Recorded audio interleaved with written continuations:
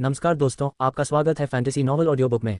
आज हम लेकर आए हैं एक रोमांचक और रहस्यमयी कहानी जो आपको कल्पना की एक नई दुनिया में ले जाएगी। शुरू करने से पहले एक महत्वपूर्ण सूचना। इस कहानी के सभी पात्र, स्थान, घटनाएं और नाम पूर्णतः काल्पनिक हैं। इनका किसी वास्तविक व्यक्ति, स्थान या घटना से कोई संबंध नहीं है। यदि कोई समानता पाई जाती है तो वह मात्र संयोग होगी। तो बिना किसी देरी के आइए शुरू करते हैं आज की शानदार कहानी। अध्याय 1151 अप्रत्याशित फसल। अनुवादक सीके टेलन, संपादक सीके टेलन। स्वागत है। क्या मैं पूछ सकता हूँ कि आप आज यहाँ क्यों आए हैं? जब रू एर ने नीले वस्त्र पहने एक बुजुर्ग को युन शिन लॉफ्ट में आते देखा तो वह तुरंत उनकी सेवा करने के लिए आगे बढ़ी। वह उनसे सावधान भी थी। पिछले 5 दिनों में हुयान कांग और जुओकियो हाओयू के अलावा युन शिन लॉफ्ट में एक भी ग्राहक नहीं आया था। रू एर ने अचानक इस एक व्यक्ति पर अपनी उम्मीदें नहीं लगाई थी। तुम्हारा गुरु कहाँ है? मैं उसे अपने लिए दवाइयां परिष्कृत करने के लिए नियुक्त करना चाहता हूँ। संप्रदाय प्रमुख डोन को युन, हुयान कांग और जुओकियो हाओयू के बीच हुए झगड़े की जानकारी थी। वे इस बात से काफी प्रभावित थे कि एक साधारण पृष्ठभूमि से आने वाले युवक ने मिरियड इमॉर्टल पवेलियन और हेवन बेस्टोइंग मेडिसिनल क्लिनिक के सामने खड़े होने का साहस कैसे दिखाया। हालांकि उन्हें यह नहीं लगता था कि युन जीतेगा। दुर्भाग्यवश वह आज हताश था और उसके पास जाने के लिए कोई और रास्ता नहीं था। ओह, आप मुझसे दवाइयां बनवाना चाहते हैं? ये युन ऊपर से नीचे उतरी। आप पिछले 5 दिनों में मेरी सेवाएं मांगने वाले पहले ग्राहक हैं। 5 दिन बीत चुके थे। ये युन को लग रहा था कि उसका युन शिन लॉफ्ट पूरी तरह से असफल रहा है। अगर जुओकियो हाओयू और हुयान कांग के उस छोटे से प्रयास से उसे मुफ्त में प्रचार न मिला होता तो शायद उसका युन शिन लॉफ्ट सचमुच भविष्य में बंद हो जाता। युवा स्वामी यी, संप्रदाय प्रमुख डोंग ने झुककर कहा, मैं जेडवेव संप्रदाय का संप्रदाय प्रमुख डोंग शाओकिंग हूँ। आपसे मिलकर अच्छा लगा, संप्रदाय प्रमुख डोंग। ये युन ने मुट्ठी जोड़कर कहा, मैं पहले ही स्पष्ट कर देना चाहता हूँ, यदि शोधन प्रक्रिया के दौरान सामग्री नष्ट हो जाती है तो मैं कोई मुआवजा नहीं दूंगा। यदि आप ये शर्त स्वीकार करते हैं तो मैं शोधन प्रक्रिया शुरू कर दूंगा। मुझे नियम तो स्वाभाविक रूप से पता है। सच कहूं तो मैं यहाँ इसलिए आया क्योंकि मेरे पास कोई और विकल्प नहीं बचा था। ये करो या मरो वाली स्थिति है, डोंग शाओकिंग ने ईमानदारी से कहा। भले ही हुयान कांग ने अन्य दवा क्लिनिकों को उसके लिए गोली बनाने से मना न किया हो, उसके पास अन्य दुकानों द्वारा मांगी गई शुद्धिकरण फीस वसूलने का समय नहीं था। अगर और देरी होती तो उसकी बेटी की प्रतिभा सचमुच बर्बाद हो जाती। हाँ, डोंग शाओकिंग के इस स्पष्ट कथन से युन को न केवल कोई आपत्ति नहीं हुई बल्कि वह हंस पड़ा। डोंग संप्रदाय के गुरु, कृपया बेझिझक अपनी विनती बताएं। डोंग शाओकिंग ने कहा, युवा स्वामी यी, मुझे अपनी बेटी के लिए शरीर शुद्ध करने वाली गोली चाहिए। मैंने सामग्री तैयार कर ली है, लेकिन मैं अन्य प्रतिष्ठानों के शोधन शुल्क का भुगतान नहीं कर सकता। मेरा हुयान कांग के साथ पहले एक समझौता हुआ था। गोली बनाने से पहले उसने स्काइड्यू घास मांगी थी, लेकिन अब वह अपने वादे से मुकर गया है। मेरे पास केवल स्काइड्यू घास है। अगर आपको इसमें रुचि है तो इसे ले जाइए। अगले 100 वर्षों में मैं आपको धन्यवाद के रूप में समय समय पर कुल 100,000 रून्स दूंगा। अगर युवा स्वामी को स्काइड्यू घास की आवश्यकता नहीं है तो इसे भूल जाइए। स्काइड्यू घास। ये युन आश्चर्यचकित रह गया। उसने देखा कि डोंग शाओकिन ने एक जैब का डिब्बा निकाला। जब उसने उसे खोला तो उसके अंदर मुरझाई हुई पीली घास पड़ी थी। ऐसा लग रहा था कि यह बहुत पहले मुरझा गई थी, लेकिन अजीब बात यह थी कि घास की पत्तियों पर उसकी बूंदें जमी हुई थी। ये सचमुच स्काइड्यू घास है। ये युन ने कभी स्काइड्यू घास देखने की उम्मीद नहीं की थी। दिव्य रसायन शास्त्री के नोट्स के अनुसार स्काइड्यू घास एक अत्यंत दुर्लभ जड़ी बूटी थी। हो सकता है कि महासागरों और पहाड़ों को छानने पर भी यह न मिले। दिव्य रसायन शास्त्री के लेखों में स्काइड्यू घास का उपयोग एक ऐसी गोली के मुख्य घटक के रूप में किया गया था जो आत्मा के स्तर को बढ़ा सकती थी।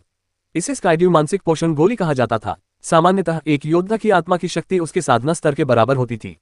अद्वितीय प्रतिभाओं की बात करें तो उनकी आत्मा की शक्ति आमतौर पर उनके साधना स्तर से 1 या 2 स्तर ऊपर होती है। ये युन जैसे व्यक्ति के लिए जो 4 महान दाव नियमों में निपुण था और जिसने 4 9 पत्ती दाव फलों को संगठित करके एक 9 किनारे वाला दाव महल बनाया था, उसकी आत्मा की शक्ति पहले से ही चरम सर्वोच्चता के बराबर थी। हालांकि ये युन की आत्मा को उसके साधना स्तर के समकक्षों के बीच अजेय घोषित करना अभी भी काफी जल्दबाजी भरा कदम था। आखिरकार ये युन ऐसा योद्धा नहीं था जो अपनी आत्मा को विकसित करने पर ध्यान केंद्रित करता हो। परी युकिन जैसी लोगों ने जीथर दाव की साधना के माध्यम से आत्मा आक्रमणों को जन्म दिया था। उन्होंने कम उम्र से ही अपनी आत्मा को प्रशिक्षित किया था, इसलिए उनकी आत्मा की शक्ति उनके स्तर के योद्धाओं के बीच अकल्पनीय स्तर तक पहुंच चुकी थी। ये युन पर उनका पलड़ा भारी था। एक शक्तिशाली आत्मा आमतौर पर अच्छी बोध शक्ति, मानसिक आक्रमणों को शुरू करने या सहन करने की क्षमता, साथ ही नियम संबंधी अंतर्दृष्टि से प्रतिबिंबित होती थी। ये सीधे तौर पर किसी की युद्ध शक्ति को नहीं बढ़ा सकती थी, इसलिए आत्मा पर ध्यान केंद्रित करने वाले योद्धाओं को आमतौर पर युद्ध में कोई लाभ नहीं मिलता था। हालांकि रसायन शास्त्रियों या निर्जन स्वर्ग के स्वामी के लिए आत्मा की शक्ति बहुत मायने रखती थी। एक शक्तिशाली आत्मा वाला रसायन शास्त्री सामान्य रसायन शास्त्री की तुलना में कहीं अधिक उत्कृष्ट स्तर की गोलियां बना सकता था। वे कई अत्यंत कठिन गोलियां बनाने का प्रयास भी कर सकते थे। ये युन का अनुमान था कि स्काइड्यू मेंटल नरिशिंग पिल के सेवन से एक दिन उसकी आत्मा धीरे धीरे अर्धस्तरीय सर्वोच्चता से सर्वोच्चता के स्तर तक पहुंच जाएगी। इस प्रकार हॉलो सोल पिल को परिष्कृत करना शुरू करते समय वह अधिक आत्मविश्वास से भरा होगा। ये युन ने स्काइड्यू मेंटल नरिशिंग पिल के स्थान पर अन्य जड़ी बूटियों का उपयोग करने के विचार पर भी विचार किया था। युवा स्वामी यी, मुझे पता है कि यह स्काइड्यू घास आपके लिए शायद ज्यादा उपयोगी न हो, लेकिन मेरे पास इसके अलावा और कुछ नहीं है। संप्रदाय के स्वामी डोंग ने शर्मिंदगी से कहा। आखिरकार हुयान कांग ने उसे धोखा दिया था। वह जानता था कि यून और हुयान कांग के बीच दुश्मनी थी। जब हुयान कांग ने उसके लिए गोली बनाने से इनकार कर दिया, तभी उसने ये यून से मदद मांगी। इसके अलावा वो वही जड़ी बूटी लाया था जिसे हुयान कांग ने अस्वीकार कर दिया था। उसे कुछ हद तक पछतावा भी हुआ। ज्यादा उपयोगी नहीं होगा। ये यून थोड़ा हिचकिचाया। डोंग शाओकिंग की कही बातों को याद करते हुए हुयान कांग स्काईड्यू ग्रास चाहता था, लेकिन अपने वादे से मुकर गया था। स्पष्ट था कि स्काईड्यू ग्रास उसके लिए कोई खास मायने नहीं रखता था। उपस्थित सभी कीमियागर स्काईड्यू घास को नीचा क्यों समझते थे? या फिर ऐसा हो सकता है कि स्काईड्यू मेंटल नरिशिंग पिल किसी दिव्य कीमियागर के उन विशेष नुस्खों में से एक का उत्पाद हो जिसके बारे में किसी को पता नहीं था। ये यून ने कुछ देर सोचा और उसे दूसरा विकल्प ज्यादा संभावित लगा। कई नुस्खे तो स्वयं रसायन शास्त्रियों द्वारा ही बनाए गए थे। ये आमतौर पर गुप्त नुस्खे होते थे जिन्हें यूं ही पीढ़ी दर पीढ़ी आगे नहीं बढ़ाया जाता था। यदि किसी रसायन शास्त्री का कोई उत्तराधिकारी न हो, या यदि उत्तराधिकारी की क्षमता उस नुस्खे को ठीक से दोहराने की क्षमता सीमित हो, तो समय के साथ नुस्खे लुप्त हो जाते थे। ऐसा प्रतीत होता है कि स्काईड्यू मेंटल नरिशिंग पिल की रेसिपी भी उन खोई हुई रेसिपी में से एक थी। इसके परिणामस्वरूप स्काईड्यू घास रसायन शास्त्रियों के लिए एक अत्यंत दुर्लभ लेकिन बहुत उपयोगी जड़ी बूटी नहीं बन गई। अगर यह सचमुच ऐसा था तो उसने सचमुच लॉटरी जीत ली थी। ये यून को लगा कि वह अपने पहले सच्चे ग्राहक के लिए मुफ्त में गोलियां बना सकता था, लेकिन असल में उसे स्काईड्यू घास चाहिए थी। इसके अलावा अगर डोंग शाओकिंग की बात सच है तो स्काईड्यू ग्रास चाहने वाले रसायन शास्त्रियों की संख्या बेहद कम होगी। अगर यह किसी और के हाथ में पड़ जाए तो यह धूल से ढके मोती के समान ही होगी। यह तो बहुत ही अफसोस की बात होगी। कुछ सोचने के बाद उसने कहा, संप्रदाय के गुरु डोंग, सच कहूं तो मुझे इस स्काईड्यू घास की जरूरत है। मैं आपके लिए शरीर शुद्धिकरण की गोली बना सकता हूं। जहां तक 100 वर्षों के भीतर मुझे 1 लाख मंत्र देने की बात है, उसकी कोई आवश्यकता नहीं है। ये यून ने अपने इरादे नहीं छिपाए। ये सुनकर डोंग शाओकिंग बहुत खुश हुआ। हालांकि उसे यकीन नहीं था कि यून शरीर शुद्धिकरण गोली बनाने में सफल होगा, लेकिन इससे उसे उम्मीद तो मिली। उसने तुरंत स्काईड्यू घास यून को सौंप दी, जिसने उसे सावधानीपूर्वक ले लिया। सामग्री। ये यून ने अपना हाथ आगे बढ़ाया। संप्रदाय के गुरु डोंग ने बिना किसी झिझक के उसे एक अंतरस्थानिक अनुभूति सौंप दी। युवा स्वामी जी, मुझे गोलियां कब मिल सकती हैं? संप्रदाय प्रमुख डोंग ने चिंता से पूछा। अंतरस्थानिक वलय में मौजूद सामग्री उनकी संपूर्ण संपत्ति का प्रतिनिधित्व करती थी। ये यून को ये सब सौंपने के बाद अगर वह कहते कि उन्हें थोड़ी घबराहट नहीं हुई, तो वह झूठ बोल रहे होते। ये यून ने संप्रदाय प्रमुख डोंग की ओर एक नजर डाली और उनके मन की बात समझ ली। मुस्कुराते हुए उसने कहा, अगर आपको चिंता है तो मेरे साथ रसायन प्रयोगशाला में आइए। शोधन पूरा होते ही मैं इसे सीधे आपको सौंप दूंगा। अध्याय 1152 परिष्करण प्रक्रिया। अनुवादक सीकेटेलिन, संपादक सीकेटेलिन। क्या मैं तुम्हें देख सकता हूँ? संप्रदाय प्रमुख डोंग अचंभित रह गए। हुयान कांग और जुओकियू हाओयू द्वारा ये यून से सार्वजनिक रूप से गोलियां बनाने की मांग जैसी असाधारण परिस्थितियों को छोड़कर कई रसायन शास्त्रियों ने लोगों को शोधन प्रक्रिया देखने से मना किया था। इसका एक कारण ये था कि वे किसी भी प्रकार की बाधा नहीं चाहते थे, जबकि दूसरा कारण ये डर था कि उनकी हस्तसंकेत तकनीक और रसायन शास्त्र के रहस्य दूसरों द्वारा नकल कर लिए जाएंगे। डोंग शाओकिंग ने ऐसा कोई अनुरोध नहीं किया था, फिर भी ये यून ने उसे खुद ही देखने के लिए आमंत्रित किया। इससे बेहतर और क्या हो सकता था? युवा स्वामी जी, अगर मैं वहां किनारे पर खड़ा होकर देखता रहूं तो क्या मैं आपको परेशान नहीं करूंगा? ये यून मुस्कुराए और बोली, अगर मुझे परेशान किए जाने का डर है तो क्या 5 दिन बाद जब मुझे सार्वजनिक रूप से गोलियां बनानी होंगी तो मेरी असफलता निश्चित नहीं होगी? ये सच है। डोंग शाओकिंग प्रसन्न हुआ। हालांकि उसे ये यून के कौशल पर पूरा भरोसा नहीं था, लेकिन ये यून के आत्मविश्वास से पूर्ण जवाब से वह कुछ हद तक आश्वस्त हो गया। अगर ये यून में वाकई कोई कौशल नहीं होता तो वह सार्वजनिक रूप से खुद को मूर्ख बनाने के लिए सहमत नहीं होता। ये यून डोंग शाओकिंग को रसायन शास्त्र की प्रयोगशाला में ले गया और दरवाजा बंद कर दिया। रुए उसकी देखभाल करने के लिए उसके पास ही रुकी रही। वो कुछ हद तक एक वैद्य बच्ची जैसी लग रही थी। आमतौर पर रसायन शास्त्रियों को गोलियां बनाने में कुछ घंटों से लेकर कई दिनों तक का समय लगता था। जब गोली रसायन शास्त्री की क्षमता से कहीं अधिक जटिल होती थी तो उन्हें एक विशाल प्रयोगशाला स्थापित करनी पड़ती थी और उसे बनाने में वर्षों लग जाते थे। यहाँ तक कि सैकड़ों वर्ष भी लग सकते थे। हालांकि ऐसी विस्तृत प्रयोगशाला केवल रसायन शास्त्री ऋषियों द्वारा ही बनाई जा सकती थी। सामान्य रसायन शास्त्रियों में ये क्षमता बिल्कुल नहीं होती थी। बॉडी क्लींजिंग पिल के मामले में इसे परिष्कृत करने में लगभग 3 या 4 दिन लगेंगे। अगर कोई और समय होता तो डोंग शाओकिंग के लिए 3-4 दिन कुछ भी नहीं होते। वह तो बस ध्यान का एक ही चक्र होता। लेकिन अब अपनी बेटी के भविष्य को दांव पर लगाए वह ध्यान करने के मूड में नहीं था। वह ये यून की साधना प्रक्रिया को ध्यान से देख रहा था। ये यून ने हवा में तैरता हुआ एक छोटा सा धूसर रंग का बर्तन निकाला। यह दिव्य रसायन शास्त्र का बर्तन था जिसके अंदर एक अपूर्ण संरचना मौजूद थी। उफ! ये यून ने अपनी उंगली से टैप किया, जिससे कड़ाही में आग लग गई और उसने विधर्मी देवता अग्नि बीज का एक अंश उसमें डाल दिया। विधर्मी देवता अग्नि बीज ज्वाला में विलीन हो गया और अदृश्य रहा। पलक झपकते ही वह दिव्य रसायन शास्त्र के पात्र में प्रवेश कर गया। विधर्मी ईश्वर अग्नि बीज संसार में प्रवेश कर सकता था। सामान्य कड़ाहे इसे बिल्कुल भी सहन नहीं कर सकते थे, लेकिन दिव्य रसायन शास्त्र का कड़ाहा करोड़ों वर्षों से विधर्मी ईश्वर अग्नि बीज के साथ था, जिससे वह विधर्मी ईश्वर अग्नि बीज के साथ इस प्रकार सामंजस्य स्थापित कर चुका था मानो वे एक ही हो। जब विधर्मी ईश्वर अग्नि बीज को दिव्य रसायन शास्त्र के कड़ाहे में डाला गया तो वह पूरी तरह से गायब हो गया। कड़ाहे की सतह सरल और सादी बनी रही, मानो कोई लौ प्रज्वलित ही न हुई हो। अब फ्यूचर विज्ञापन। ये देखकर डोंग शाओकिंग स्तब्ध रह गया। उसने पहले भी रसायन शास्त्रियों को गोलियां बनाते देखा था, लेकिन उसके सामने का दृश्य बिल्कुल अलग था। ये यून ने अपने बगल में रखी सामग्री पर एक नजर डाली। उसने तुरंत एक यांग विचित्र फूल उठाया और उसे दिव्य रसायन शास्त्र के बर्तन में फेंक दिया। यांग विचित्र फूल तुरंत ही लेप्टो से घिर गया। ये यून की आत्मा में इस समय केवल विधर्मी देवता अग्निबीज के एक छोटे से अंश को नियंत्रित करने की ही शक्ति थी। वह पहले ही अपनी सीमा पर पहुंच चुका था। यदि वह शुद्ध विनाश के लिए विधर्मी देवता अग्निबीज का प्रयोग करे, जैसे कि 7 स्टार दाव पैलेस को जलाकर राख कर दे, तो ये यून विधर्मी देवता अग्निबीज का उपयोग करके एक भयंकर अग्नि प्रलय उत्पन्न कर सकता है।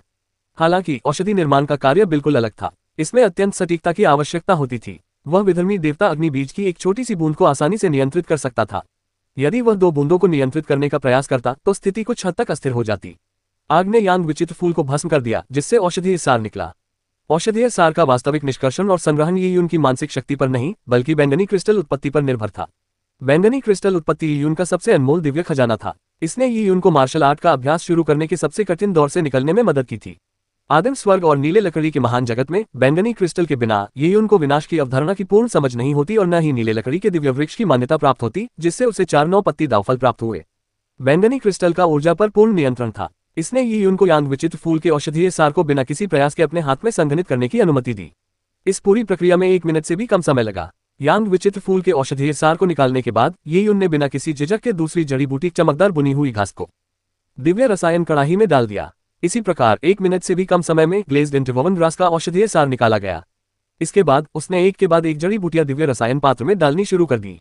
ये यून ने अपनी गति स्थिर रखी, लेकिन इससे किनारे पर खड़े डोंग शाओकिंग को और भी आश्चर्य हुआ। हालांकि डोंग शाओकिंग औषधि का शोधन नहीं कर सकता था, इसका मतलब यह नहीं था कि वह शोधन प्रक्रिया से पूरी तरह अनभिज्ञ था। जड़ी बूटियों से औषधीय सार निकालना पारंपरिक रसायन शास्त्रियों के लिए सबसे महत्वपूर्ण चरण था। एक छोटी सी गलती भी जड़ी बूटी को राख में बदल सकती थी।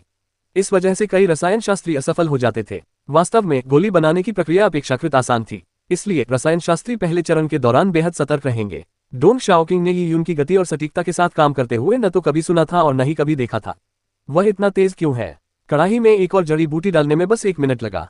ये किसी किसान लड़की के सब्जियां धोने जैसा था। शीघ्र ही प्रत्येक सामग्री का औषधीय सार निकाल लिया गया। इसके बाद ये यून के नियंत्रण में औषधीय सार एक गोली के रूप में एकत्रित होने लगा। इस प्रक्रिया के लिए ये यून को विभिन्न प्रकार की दाव पैटर्न की मोहरें लगानी पड़ी। वह 10,000 परियों के स्वर्ग में रहने के दिनों से ही निर्जन स्वर्ग तकनीक का अभ्यास कर रहा था। बैंगनी क्रिस्टल के ऊर्जा पर पूर्ण नियंत्रण के अलावा उसके लिए मोहरें बनाना भी आसान था। महारानी जुबान के भोज में ये यून ने बड़ी कुशलता से मोहरें बनाई थीं, जिससे राजकुमारी श्वेत लोमड़ी बहुत प्रभावित हुई थी। ये यून ने बिना किसी त्रुटि के एक के बाद एक मोहरें बनाई। समय बीतने के साथ शरीर शुद्धिकरण गोली ने तेजी से आकार ले लिया। यह दृश्य देखकर डोंग शाओकिंग ने राहत की सांस ली। ये यून की विधियां औषधीय सार निकालने की उसकी विधि जितनी हास्यास्पद नहीं थी, लेकिन फिर भी वह सामान्य रसायनियों से कहीं अधिक तेज था। उन्होंने अनुमान लगाया कि लगभग 12 घंटे बीत चुके थे। शरीर शुद्धिकरण गोली के शोधन का अंतिम चरण पूरा हो चुका था। डोंग शाओकिंग को यह नहीं पता था कि यून ने जानबूझकर अपनी गति धीमी कर दी थी और खुद को रोक रखा था। 15 मिनट बाद ये यून ने दिव्य रसायन शास्त्र के बर्तन को हल्के से थपथपाया, जिससे ढक्कन ऊपर की ओर उड़ गया और हरे रंग की प्रकाश की किरण निकली और सीधे ये यून के हाथ में जा गिरी। ये यून ने अपनी हथेली खोली और उसकी हथेली के बीचों बीच 3 खूबसूरत हरी गोलियां पड़ी थीं। पर्याप्त सामग्री होने पर एक सामान्य रसायनज्ञ कई गोलियों का एक बड़ा बर्तन तैयार कर सकता था। हालांकि डोंग शाओकिंग द्वारा प्रदान की गई सामग्री सीमित थी। इसके अलावा शरीर शुद्धिकरण गोलियों की संख्या निर्माण के बाद बहुत कम थी और 3 गोलियों का निर्माण करना लगभग अधिकतम सीमा थी। शरीर को शुद्ध करने वाली तीनों गोलियां देखकर डोंग शाओकिंग अत्यंत प्रसन्न हुआ। उसने पहले भी बॉडी क्लींजिंग पिल्स देखी थी। रंग बिरंगी और सतह पर झिलमिलाती आकृतियों वाली उन 3 गोलियों को देखते ही वह समझ गया कि ये वाकई बेहतरीन बॉडी क्लींजिंग पिल्स हैं। अगर एक ही होता तो वह संतुष्ट हो जाता, 2 होते तो उसे सुखद आश्चर्य होता। उसने कभी 3 के बारे में सोचा भी नहीं था। इन सबको ले जाओ। ये यून ने एक जहर का डिब्बा निकाला और उसमें 3 गोलियां रख दी। युवा गुरु यी, महान गुरु यी, मुझे बस एक की जरूरत है। बाकी 2 को महान गुरु यी की असाधारण रसायन विद्या तकनीक से परिष्कृत किया गया है। उन्हें आप ही के पास छोड़ देना चाहिए। डोंग शाओकिंग इतना उत्साहित था कि उसके बात करने का तरीका भी बदल गया था। ये यून ने सिर हिलाया। हालांकि शरीर शुद्धिकरण की गोली उसके लिए उपयोगी थी, पर इतनी भी नहीं। इसके अलावा उसे पहले ही अत्यंत दुर्लभ स्काई ब्लू घास मिल चुकी थी।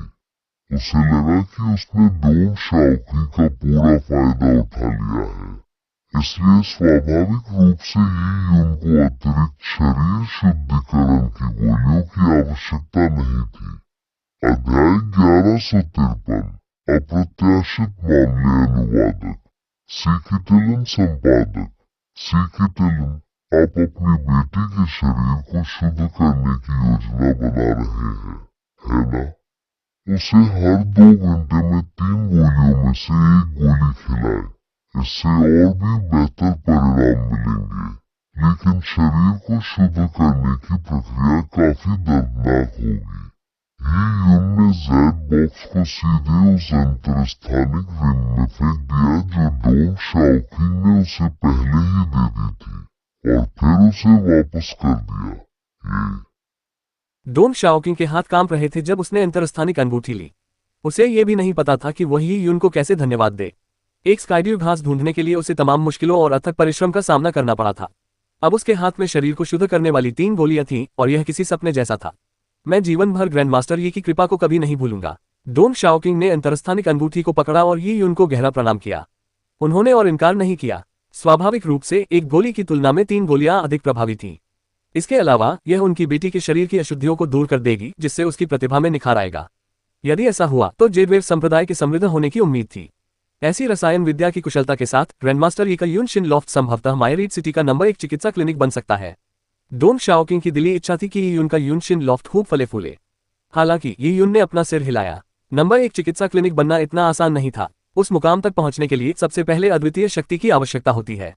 मजबूत बनना यी यून की प्राथमिकता थी। गहन चिंतन के बाद उसे एहसास हुआ कि उसे अपनी नींव मजबूत करनी होगी, अपनी आत्मा को उन्नत करना होगा, खोखली आत्मा की गोली के लिए आवश्यक सामग्री की खोज करनी होगी, दिव्य रसायनज्ञ के ग्रंथों का गहन अध्ययन करना होगा और अपनी साधना का स्तर बढ़ाना होगा। उसके पास वास्तव में ज्यादा समय नहीं था। ग्रैंडमास्टर यी, मैं अब आपसे विदा लेता हूँ। गोलियों के शोधन के संबंध में क्या आप मुझे दूसरों के सामने आपकी सेवाओं का प्रचार करने की अनुमति देंगे? डोंग शाओकिंग ने यी यून से ध्यान से पूछा। यी यून तुरंत समझ गई कि डोंग शाओकिंग यून शिन लॉफ्ट का विज्ञापन करना चाहता है। यी यून को इससे कोई आपत्ति नहीं थी। असल में प्रभावशाली विज्ञापन तो जुओक्यू हाओयू और हुयान कांग करेंगे, जो मायरीड सिटी के 2 प्रतिष्ठित व्यक्ति थे। इतना ही नहीं, वे विज्ञापन के लिए कोई शुल्क भी नहीं ले रहे थे, बल्कि उसे इस सम्मान के लिए भुगतान भी कर रहे थे। वाह, क्या बढ़िया सौदा था। डोंग शाओकिंग के इस तरह शेखी बघारने की बात की जुओक्यू हाओयू और हुयान कांग अपने वादे से मुकर जाएंगे, ये यून ने कभी इस संभावना पर विचार ही नहीं किया था। समझौता होते समय इतने सारे लोग मौजूद थे। ये पूरी तरह से लागू करने योग्य था। जब तक हेवन बेस्टोइंग मेडिसिनल क्लिनिक अपना कारोबार जारी रखना नहीं चाहेगा, वे निश्चित रूप से समझौते का पालन करेंगे। जो मन करे करो, बस प्रचार में ज्यादा अतिशयोक्ति मत करना, ये यून ने लापरवाही से कहा। उसे वास्तव में किसी बात की परवाह नहीं थी। यून शिन लॉफ्ट से निकलने से पहले डोंग शाओकिंग ने उन्हें एक बार फिर धन्यवाद दिया। दरअसल ये खबर ये यून की कल्पना से भी कहीं ज्यादा तेजी से फैल गई। महज आधे दिन में मायरीड सिटी के लगभग हर चाय की दुकान और शराबखाने में यून शिन लॉफ्ट की चर्चा जोरों पर थी।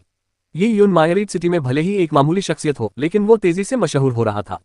कुछ दिन पहले ही उसे हेवनली ट्रेजर्स आर्च में फेरी वुक्सिया के दोस्त के रूप में पहचाना गया था। न केवल उनके बीच घनिष्ठ संबंध थे, बल्कि यून ने जुओक्यू हाओयू को सीधे तौर पर अस्वीकार भी कर दिया था। उसने जुओक्यू हाओयू और हुयान कांग से झगड़ा भी किया था। खाने के बाद ऐसी बातों पर चर्चा करने वाले हमेशा ही कुछ लोग मिल ही जाते थे। बेशक यह अपरिहार्य था कि यह खबर जुओक्यू हाओयू और हुयान कांग के कानों तक पहुंच जाए। क्या उस निकम्मे डोंग ने तो ये भी कह दिया कि यून ने 3 शरीर शुद्धिकरण गोलियां बना ली? ये खबर सुनकर जुओक्यू हाओयू दंग रह गया। अगर यह सच था तो कितना हास्यास्पद था। क्या इसका मतलब यह नहीं होगा कि यून के पास एक उच्च कोटि के रसायनज्ञ की क्षमताएं थीं? हुयान कांग ने थोड़ा सा भौहें चढ़ाई। उसने तुरंत ठंडी सी आवाज में कहा, वह निकम्मा बुरा आदमी। उसने जानबूझकर मुझसे बदला लेने के लिए झूठी जानकारी फैलाई।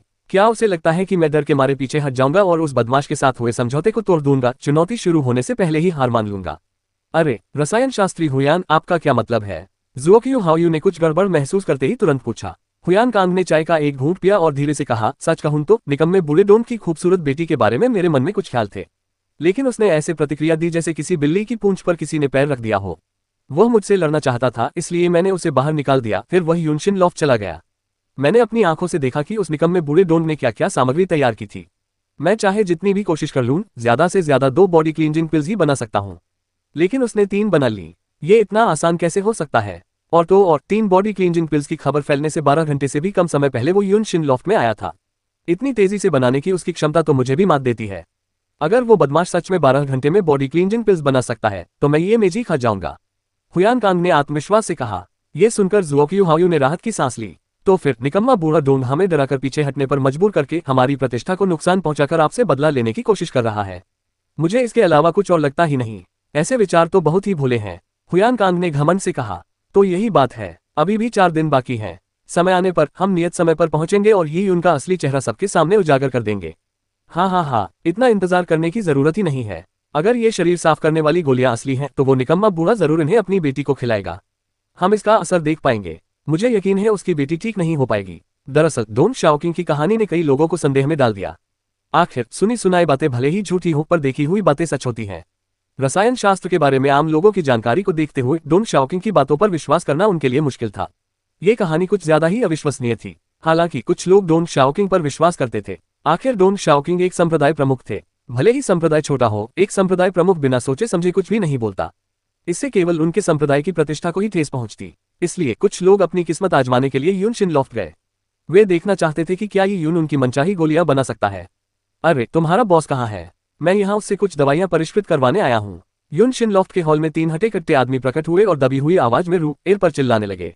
रूए एक आज्ञाकारी लड़की थी। ग्राहकों के रवैये की परवाह किए बिना वह सम्मानपूर्वक चाय परोसती और फिर ये यून को नीचे आने के लिए कहती। तीनों व्यक्ति चौड़ी और खुली मुद्रा में बैठते हुए रेसिपी को मेज पर पटक दिया। वाह, 7 एस्ट्रल मिस्ट फ्लावर टी, बढ़िया चाय है, मुझे कुछ और कप दे दो। सुगंधित 7 एस्ट्रल मिस्ट फ्लावर टी को देखकर एक व्यक्ति की आंखों में प्रसन्नता की चमक आ गई। ऐसी चाय साधना स्तर बढ़ाने में अत्यंत सहायक होती है। उन्होंने तुरंत दूसरा कप उठाया और उसे पीने ही वाले थे कि उन्हें अपनी भौहों के बीच दर्द महसूस हुआ। चाय का कप लगभग उनके हाथ से जमीन पर गिर ही गया। 1 कप चाय के लिए 100 रून लगेंगे। अगर आप चाय पीना चाहते हैं तो इसके लिए भुगतान करें। अचानक एक ठंडी आवाज सुनाई दी। वह आदमी चौंक गया। क्या? मैं तो आपको व्यापार देने आया हूं, लेकिन आप मुझसे चाय पीने के लिए पैसे मांग रहे हैं और 1 कप के 100 सिक्के। क्यों ना आप मुझे लूट ही लें, उस आदमी ने गुस्से से कहा। उसने ऊपर देखा और दूसरी मंजिल की रेलिंग के सहारे ये यून खड़ी थी। ये यून ने नीले रंग के वस्त्र पहने थे और उनके हाथ में एक काला स्क्रॉल था जिससे वे किसी नश्वर विद्वान की तरह दिख रहे थे। अगर आप मुझसे गोलियां बनवाना चाहते हैं तो गुणवत्ता चाहे जो भी हो, इसकी शुरुआत 50,000 रून से होती है। अगर कठिनाई का स्तर अधिक हो तो 100,000 रून्स लगते हैं। आपके शरीर में मौजूद सभी तत्वों का योग भी 1000 रून्स के बराबर नहीं है।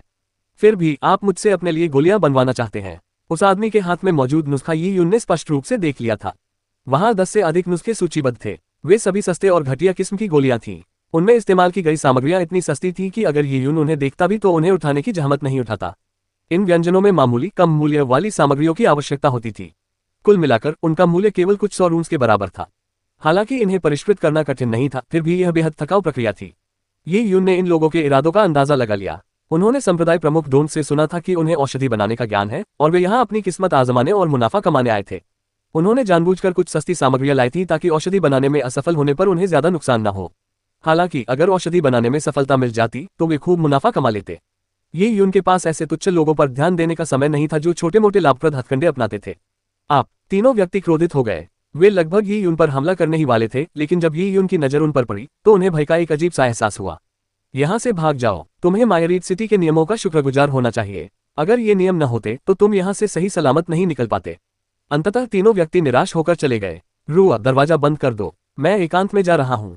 ये यून ने संयोगवश प्राप्त स्काइड्यू घास का उपयोग स्काइड्यू मानसिक पोषण गोलियां बनाने के लिए करने का निर्णय लिया। समय चाहे जो भी हो, आत्मसुधार उसकी प्राथमिकता थी। जाहिर है अगर उसके पास ये जड़ी बूटी थी तो उसे इसका उपयोग करना ही था।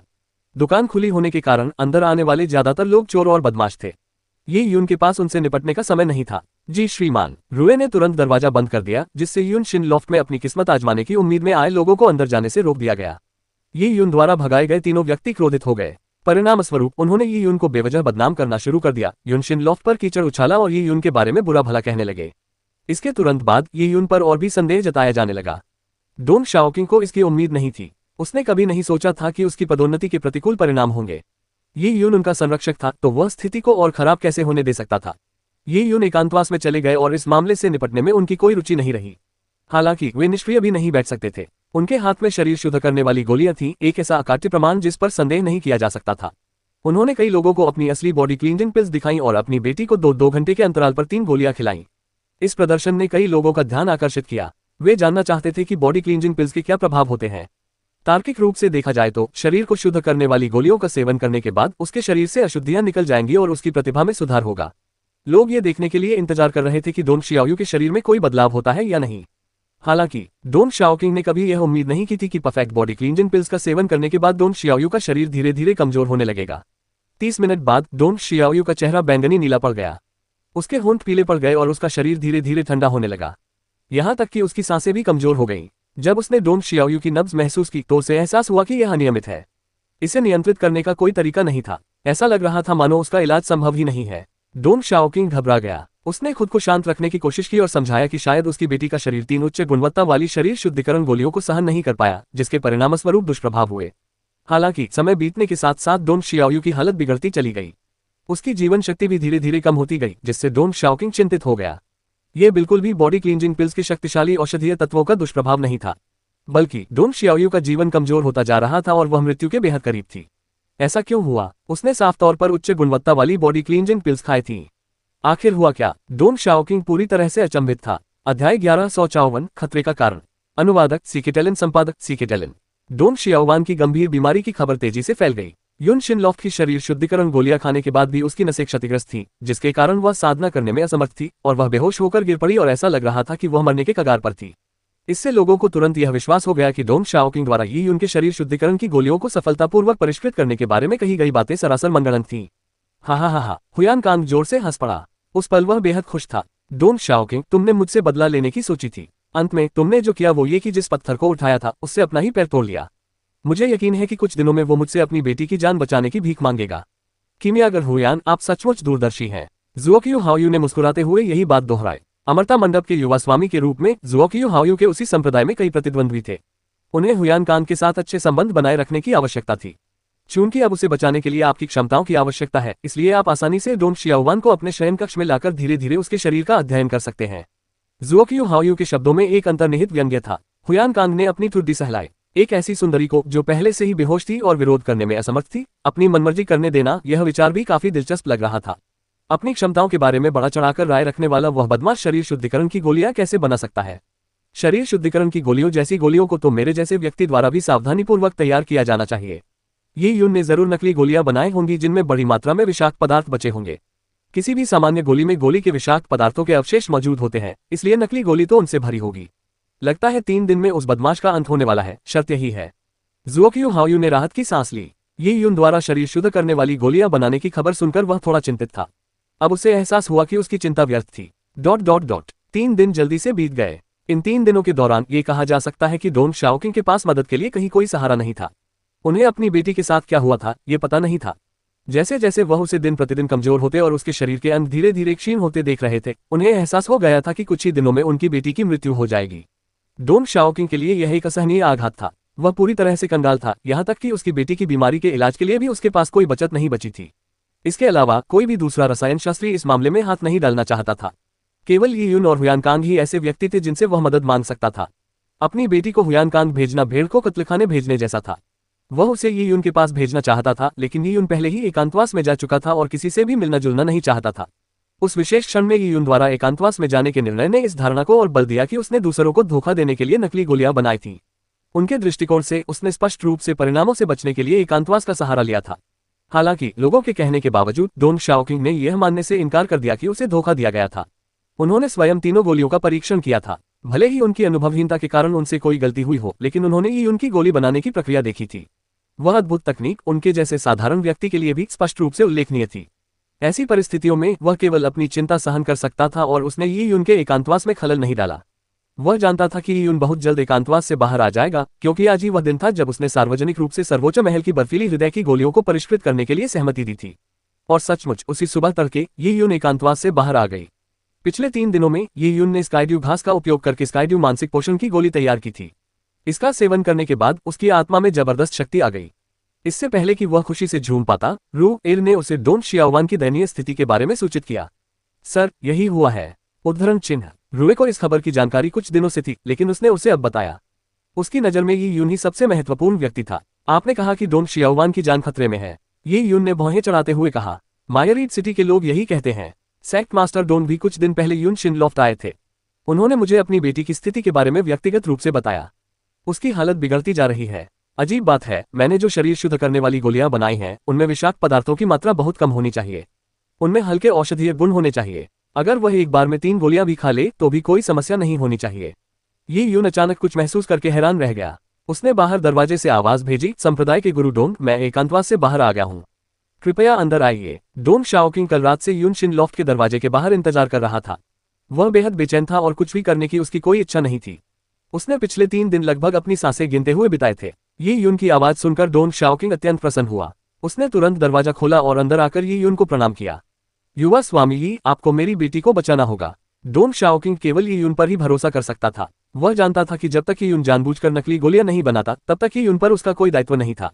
उसे ये यून से अपनी बेटी को बचाने के लिए कहने का कोई अधिकार नहीं था, इसलिए वह केवल उससे ऐसा करने की विनती कर सकता था।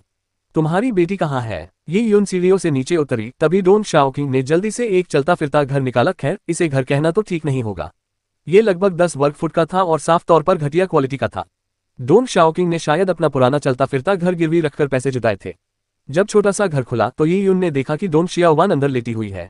डोंग शियाओवान लंबी नहीं थी और उसका शरीर दुबला पतला था। वह वाकई बहुत खूबसूरत थी। शरीर शुद्ध करने वाली गोलियों के कारण उसका चेहरा भले ही पीला पड़ गया था, लेकिन इससे उसकी नाजुक सुंदरता और भी निखर गई थी। डोंग शियाओवान की हालत देखकर ये यून ने हल्की सी आह भरी। उसकी हालत देखकर ऐसा नहीं लग रहा था कि यह शरीर शुद्ध करने वाली गोलियों के सेवन का दुष्प्रभाव है। ऐसा लगता है कि उसे जहर दिया गया है, ये यून ने अनुमान लगाते हुए कहा। दिव्य रसायन शास्त्री के नोट्स में बीमारों के उपचार से संबंधित अभिलेख थे। यद्यपि ये यून ने इन विषयों पर कुछ सरसरी तौर पर पढ़ा था, पर उसे अनुभव कम था। वह सिद्धांत को व्यवहार में इतनी आसानी से नहीं ला सकता था। इसलिए ये यून डोंग शियाओवान को पुनर्जीवित करने में सक्षम नहीं था। वह केवल इस बात का अनुमान लगा सकता था कि वह इस अवस्था में क्यों पहुंच गई थी। जहर दिया गया। डोंग शाओकिंग एक पल के लिए झिझक गया। डोंग शियाओवान का निदान करने वाले प्रसिद्ध चिकित्सक ने पहले इस संभावना का जिक्र किया था, लेकिन ये कई संभावनाओं में से केवल एक थी। पंत के गुरुजी, आप डोंग शियाओवान को शरीर शुद्ध करने वाली गोलियां क्यों खिलाना चाहते थे? ऐसा नहीं लगता कि आप केवल उसकी प्रतिभा को बढ़ाना चाहते थे। ये यून को पूरा यकीन था कि उसकी शरीर शुद्धि की गोलियों में कोई विषैला पदार्थ नहीं था। इसलिए एकमात्र संभावना यही थी कि डोंग शियाओवान को शरीर शुद्धि की गोलियां खाने से पहले ही जहर दिया गया था। यह मुख्य कारण नहीं है। डोंग शाओकिंग ने स्थिति को तुरंत स्पष्ट किया। ओह, एक रहस्यमय क्षेत्र में प्रवेश करने के बाद वह कितनी भी साधना कर ले, उसकी साधना का स्तर नहीं बढ़ पा रहा है। और शरीर शुद्धिकरण की गोली उसे एक प्रसिद्ध डॉक्टर ने दी है। ये यून को दिव्य रसायन शास्त्री के नोट्स याद आए। उसे उस प्रसिद्ध चिकित्सक द्वारा शरीर शुद्धिकरण गोलियों को मुख्य औषधि के रूप में इस्तेमाल करने के नुस्खे में कोई त्रुटि नहीं दिखी। चूंकि शरीर शुद्धिकरण गोली शरीर को शुद्ध कर सकती है, इसलिए ये स्वाभाविक रूप से विष और हानिकारक तत्वों को बाहर निकाल सकती है। लेकिन शरीर को शुद्ध करने वाली गोलियां खाने के ठीक बाद डोंग शियाओवान की जान खतरे में पड़ गई। ये यून ने कुछ देर सोचने के बाद कहा, ऐसा लगता है कि आपकी बेटी के शरीर में मौजूद जहर साधारण नहीं है। शरीर शुद्ध करने वाली गोलियां खाने के बाद भी जहर शरीर में बना रहा, बल्कि और बढ़ गया। इसी के कारण उसकी यह हालत हुई है। चाहे वह इसके बारे में किसी भी तरह से सोचे, यही एकमात्र संभावना थी। ये सुनकर डोंग शियाओवान स्तब्ध रह गई और निराशा में डूब गई। अगर यह ऐसा जहर है जिसे शरीर शुद्ध करने वाली गोलियां भी नहीं निकाल सकती, तो ये किस तरह का दुर्लभ जहर है, और मैं शियाओवान को कैसे बचा पाऊंगी? डोंग शाओकिंग सचमुच बेबस था, इस तथ्य को नजरअंदाज करते हुए कि वह अब दिवालिया हो चुका था। यहां तक कि अगर उसकी संपत्ति 10 गुना भी बढ़ जाती, तब भी शायद उसके पास साधन नहीं होते। ये यून ने कहा, मैं सिर्फ कोशिश कर सकती हूँ, लोगों का इलाज करने में मैं उतनी कुशल भी नहीं हूँ। ये यून ने डोंग शियाओवान की कमजोर और पीली कलाई पर दबाव डाला। उसने उसकी नाड़ी जांची, लेकिन उसे ऐसा करने का कोई अनुभव नहीं था। आखिरकार केवल दिव्य रसायनज्ञ के नोट्स में दिए गए विवरणों के आधार पर परिणाम का अनुमान लगाना कठिन था। ये यून को महसूस हुआ कि डोंग शियाओवान की नब्ज अनियमित है। अगर वह इसका मूल कारण जानने की कोशिश करे तो वह केवल भ्रमित ही रह जाएगा। जब वह सोच रहा था तभी उसके मन में एक विचार आया। उसने बैंगनी क्रिस्टल की ऊर्जा दृष्टि को सक्रिय कर दिया। जब से ये यून का नीले रंग के दिव्य वृक्ष के साथ विलय हुआ था, उसकी बोध शक्ति में बहुत वृद्धि हुई थी। वह अराजकता पत्थरों को भी भेद सकता था, इसलिए वह बैंगनी क्रिस्टल की ऊर्जा दृष्टि का उपयोग बहुत कम करता था। अब इतने लंबे समय के बाद उसे एक बार फिर क्रिस्टल की ऊर्जा दृष्टि पर निर्भर रहना पड़ा। उसके आसपास की निर्जीव वस्तुएं गायब हो गईं। डोंग शियाओवान के कपड़े और शरीर प्रेत रेखाओं में परिवर्तित हो गए। डोंग शियाओवान की ऊर्जा से भरी हुई नाड़ियों और धंतुओं में कोई असामान्यता नहीं दिखी। इसके बाद ये यून ने एक ऐसा दृश्य देखा जिससे उसकी रूह कांप उठी। उसने डोंग शियाओवान के शरीर में एक बूढ़ा भयानक चेहरा देखा। वह चेहरा ये यून पर दुष्टतापूर्वक हंस रहा था, मानो उसका मजाक उड़ा रहा हो। यह क्या है? अध्याय 1155 शुद्धिकरण का दिन। अनुवादक सीकेटेलिन, संपादक सीकेटेलिन। ये यून पूरी तरह से हैरान रह गई। किसी भी महिला के दंतियन में ऐसी चीज देखकर कोई भी भयभीत हो जाएगा। क्या ये कोई आध्यात्मिक आत्मा थी या कोई बुरी शक्ति? ये यून तुरंत कोई निर्णय नहीं ले सका। उसे स्पष्ट रूप से यह आभास हुआ कि चेहरा कुछ जटिल था। हालांकि जेडवेव संप्रदाय छोटा और कमजोर था, डोंग शाओकिंग कुछ शक्तिशाली विशेषज्ञों को जानता था। चाहे डोंग शियाओवान के लिए पहली बार चिकित्सा सहायता मांगी गई हो या डोंग शियाओवान अपनी वर्तमान विकट स्थिति में हो, किसी ने भी अंतर्निहित समस्या पर ध्यान नहीं दिया था। यदि ये यून के बैंगनी क्रिस्टल द्वारा प्रदान की गई ऊर्जा दृष्टि न होती, तो इस विचित्र दुष्ट सत्ता को महसूस करना मुश्किल होता। पिछले कुछ दिनों में क्या किसी रसायन शास्त्री ने डोंग शियाओवान को देखा है? ये यून ने पूछा। इस पर डोंग शाओकिंग ने सिर हिलाते हुए कहा, जी हाँ। हुयान कांग ने इतने सालों में मायरीड सिटी में काफी दोस्त बना लिए हैं। जैसा कि यंग मास्टर ये को शायद पता होगा, आपने हेवन बेस्टोइंग मेडिसिनल क्लिनिक के पास ही यूनशिन लॉफ्ट खोला है। इसलिए इस मामले में कई अनुभवी और कुशल रसायनज्ञ वास्तव में इसे मजाक समझ रहे हैं। डोंग शाओकिंग ने सच बोलने से पहले एक पल के लिए हिचकिचाया। मायरीड सिटी में ये उनका अब तक का हर काम ये दिखाने के लिए रचा बसा लग रहा था कि वह खुद को कितना ज्यादा समझता है। भला इन अनुभवी रसायन शास्त्रियों में से कोई भी जिन्होंने वर्षों पहले नाम कमाया था, ये उनको इतना सम्मान क्यों देगा? तो शियाओवान की हालत बिगड़ने के बाद कुछ रसायन शास्त्रियों ने उसकी जांच करने की सहमति दी, ये कहते हुए कि वे उसकी चिकित्सा स्थिति की जांच कर रहे हैं। मैं बहुत चिंतित और घबराया हुआ था, इसलिए मैंने उन्हें उसकी हालत की जांच करने की अनुमति दे दी, इस छोटी सी उम्मीद में कि शायद कोई रसायन शास्त्री मदद करने को तैयार हो जाए। हालांकि वे ज्यादातर मजाक में ही ऐसा कर रहे थे। किसी ने तो ये भी इशारा किया कि मैं शियाओवान को कुछ दिनों के लिए हुयानकांग भेज दूं। फिर डोंग शाओकिंग ने इतना कहकर बात आगे नहीं बढ़ाई। उनकी केवल एक ही बेटी थी। योद्धाओं के आमतौर पर कई पत्नियां और रखैलें होती थीं। हालांकि डोंग शाओकिंग एक अत्यंत समर्पित व्यक्ति थे। उनकी केवल एक ही साथी थी, जिनकी मृत्यु के बाद उनकी इकलौती बेटी रह गई। इसके अलावा उनकी बेटी असाधारण प्रतिभा की धनी थी। डोंग शाओकिंग ने अपनी सारी उम्मीदें उसी पर टिका रखी थी। ये यून ने सिर हिलाया। सचमुच इन रसायन शास्त्रियों में से किसी ने भी कुछ गड़बड़ नहीं देखी थी। जब आपकी बेटी उस इलाके में गई थी तो उसे इस दुर्भाग्य का सामना कैसे करना पड़ा? डोंग शाओकिंग ने कहा, यह एक विश्व पत्थर खनन क्षेत्र है जिस पर मेरे जेडवेव संप्रदाय का नियंत्रण है। खनन के दौरान एक प्राचीन भूमिगत खंडहर मिला। हमें नहीं पता कि यह कितने वर्षों से वीरान पड़ा था। शियाओवान बेहद उत्सुक थी, इसलिए वह अंदर चली गई। उसके साथ उसके कई साथी शिष्य भी थे। शियाओवान जेडवेव संप्रदाय में काफी लोकप्रिय है। उसके कई वरिष्ठ और कनिष्ठ भाई उसके साथ अंदर जाने की होड़ में एक दूसरे से आगे निकलने की कोशिश कर रहे थे। और उन लोगों का क्या हुआ? क्या वे सुरक्षित लौट आए? ये यून ने बीच में टोकते हुए पूछा। हाँ, मुझे लगता है ऐसा ही है। डोंग शाओकिंग ने शुरू में तो आत्मविश्वास से कहा, लेकिन जब ये यून ने उससे सवाल किया तो उसकी बात लड़खड़ा गई। क्या उन्होंने ऐसा किया या नहीं किया, उस बारे में कम से कम मुझे तो ये पता नहीं चल पाया कि कोई समस्या थी या नहीं। डोंग शियाओवान ने गंभीरता से जवाब दिया।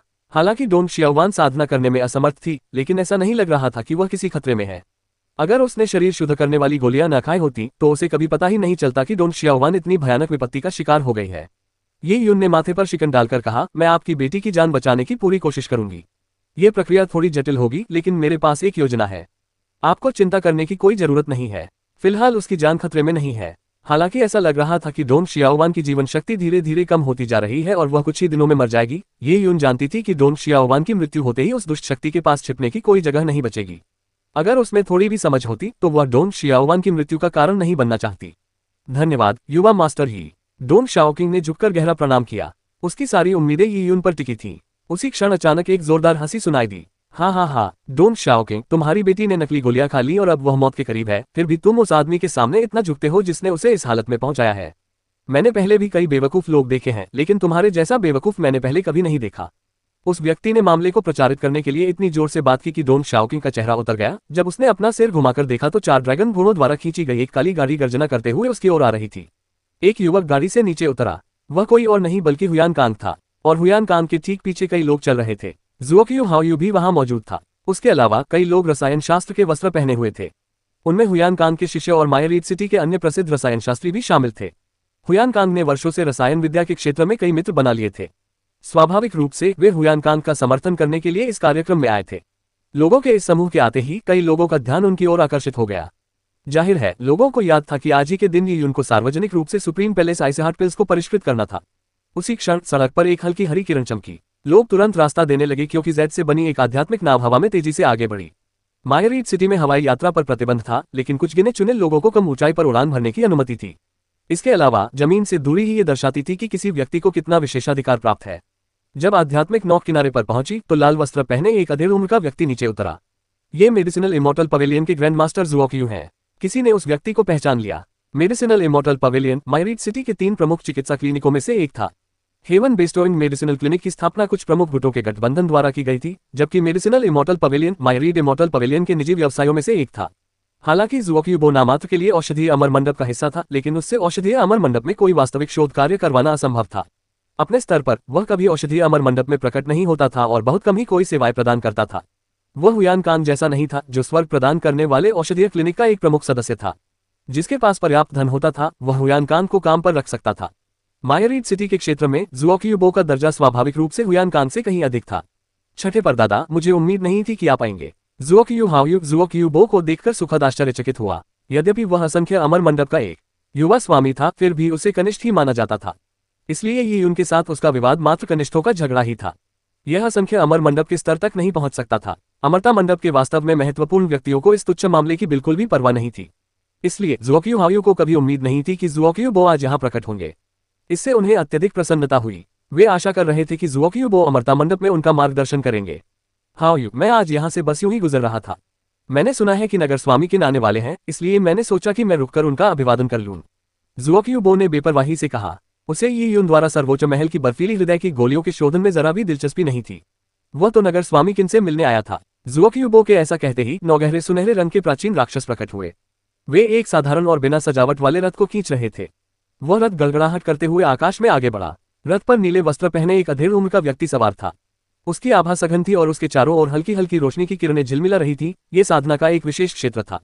यहाँ नियम स्वाभाविक रूप से प्रकट होते थे। वह कोई और नहीं बल्कि नगर स्वामी किन थे, और नगर स्वामी किन के बगल में एक अद्वितीय महिला खड़ी थी। उसने घूंघट ओढ़ रखा था और हाथों में वीणा लिए हुए थी। वह स्पष्ट रूप से राजकुमारी श्वेत लोमड़ी थी। ये तो नगर स्वामी किन है। नगर स्वामी किन सचमुच आ गए हैं। सभी लोग घबरा गए। उन्हें कभी उम्मीद नहीं थी कि दो कनिष्ठों यी यून और जुओक्यू हाओयू के बीच का विवाद सचमुच नगर स्वामी किन को क्रोधित कर देगा। अध्याय 1156 सुप्रीम पैलेस आइसहार्ट पिल्स का शोधन। अनुवादक सीके टेलन, संपादक सीके टेलन। जब नगर स्वामी किन और राजकुमारी व्हाइट फॉक्स ने अपने रथ को रोककर नीचे कदम रखा तो जुओक्यू हाओयू और उनके साथी उनका अभिवादन करने के लिए आगे आए। मेरे भतीजे की छोटी सी शर्त को लेकर मचे हंगामे में शामिल होने के लिए नगर स्वामी किन जरूर बहुत खुश होंगे। जुओक्यू बो ने मुस्कुराते हुए कहा। वुक्सिया अपने दोस्त से मिलना चाहती है। नगर प्रमुख किन ने भीड़ पर नजर दौड़ाए और अंत में यी यून पर पड़ी।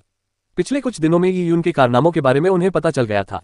इसी वजह से उनके मन में उस युवक के बारे में जानने की उत्सुकता बढ़ गई थी। इसलिए आज के प्रशिक्षण समारोह में यी यून का प्रदर्शन देखने में उन्हें वाकई दिलचस्पी थी। हंगामे में फंसने वाले लोगों की कोई कमी नहीं है, नगर प्रमुख किन ने कहा। देखते ही देखते भीड़ और भी बढ़ गई। जुओक्यू हाओयू और हुयान कांग चलकर आए। हुयान कांग ने जब राजकुमारी श्वेत लोमड़ी को देखा तो उसकी आंखें चमक उठी। ये परी वुक्सिया ही होंगी, है ना। वाकई उनकी प्रसिद्धि दूर दूर तक फैली हुई है। उनकी सुंदरता सचमुच भव्य और भव्य थी। घूंघट ओढ़े होने के बावजूद भी उनमें एक सम्मोहक आकर्षण था।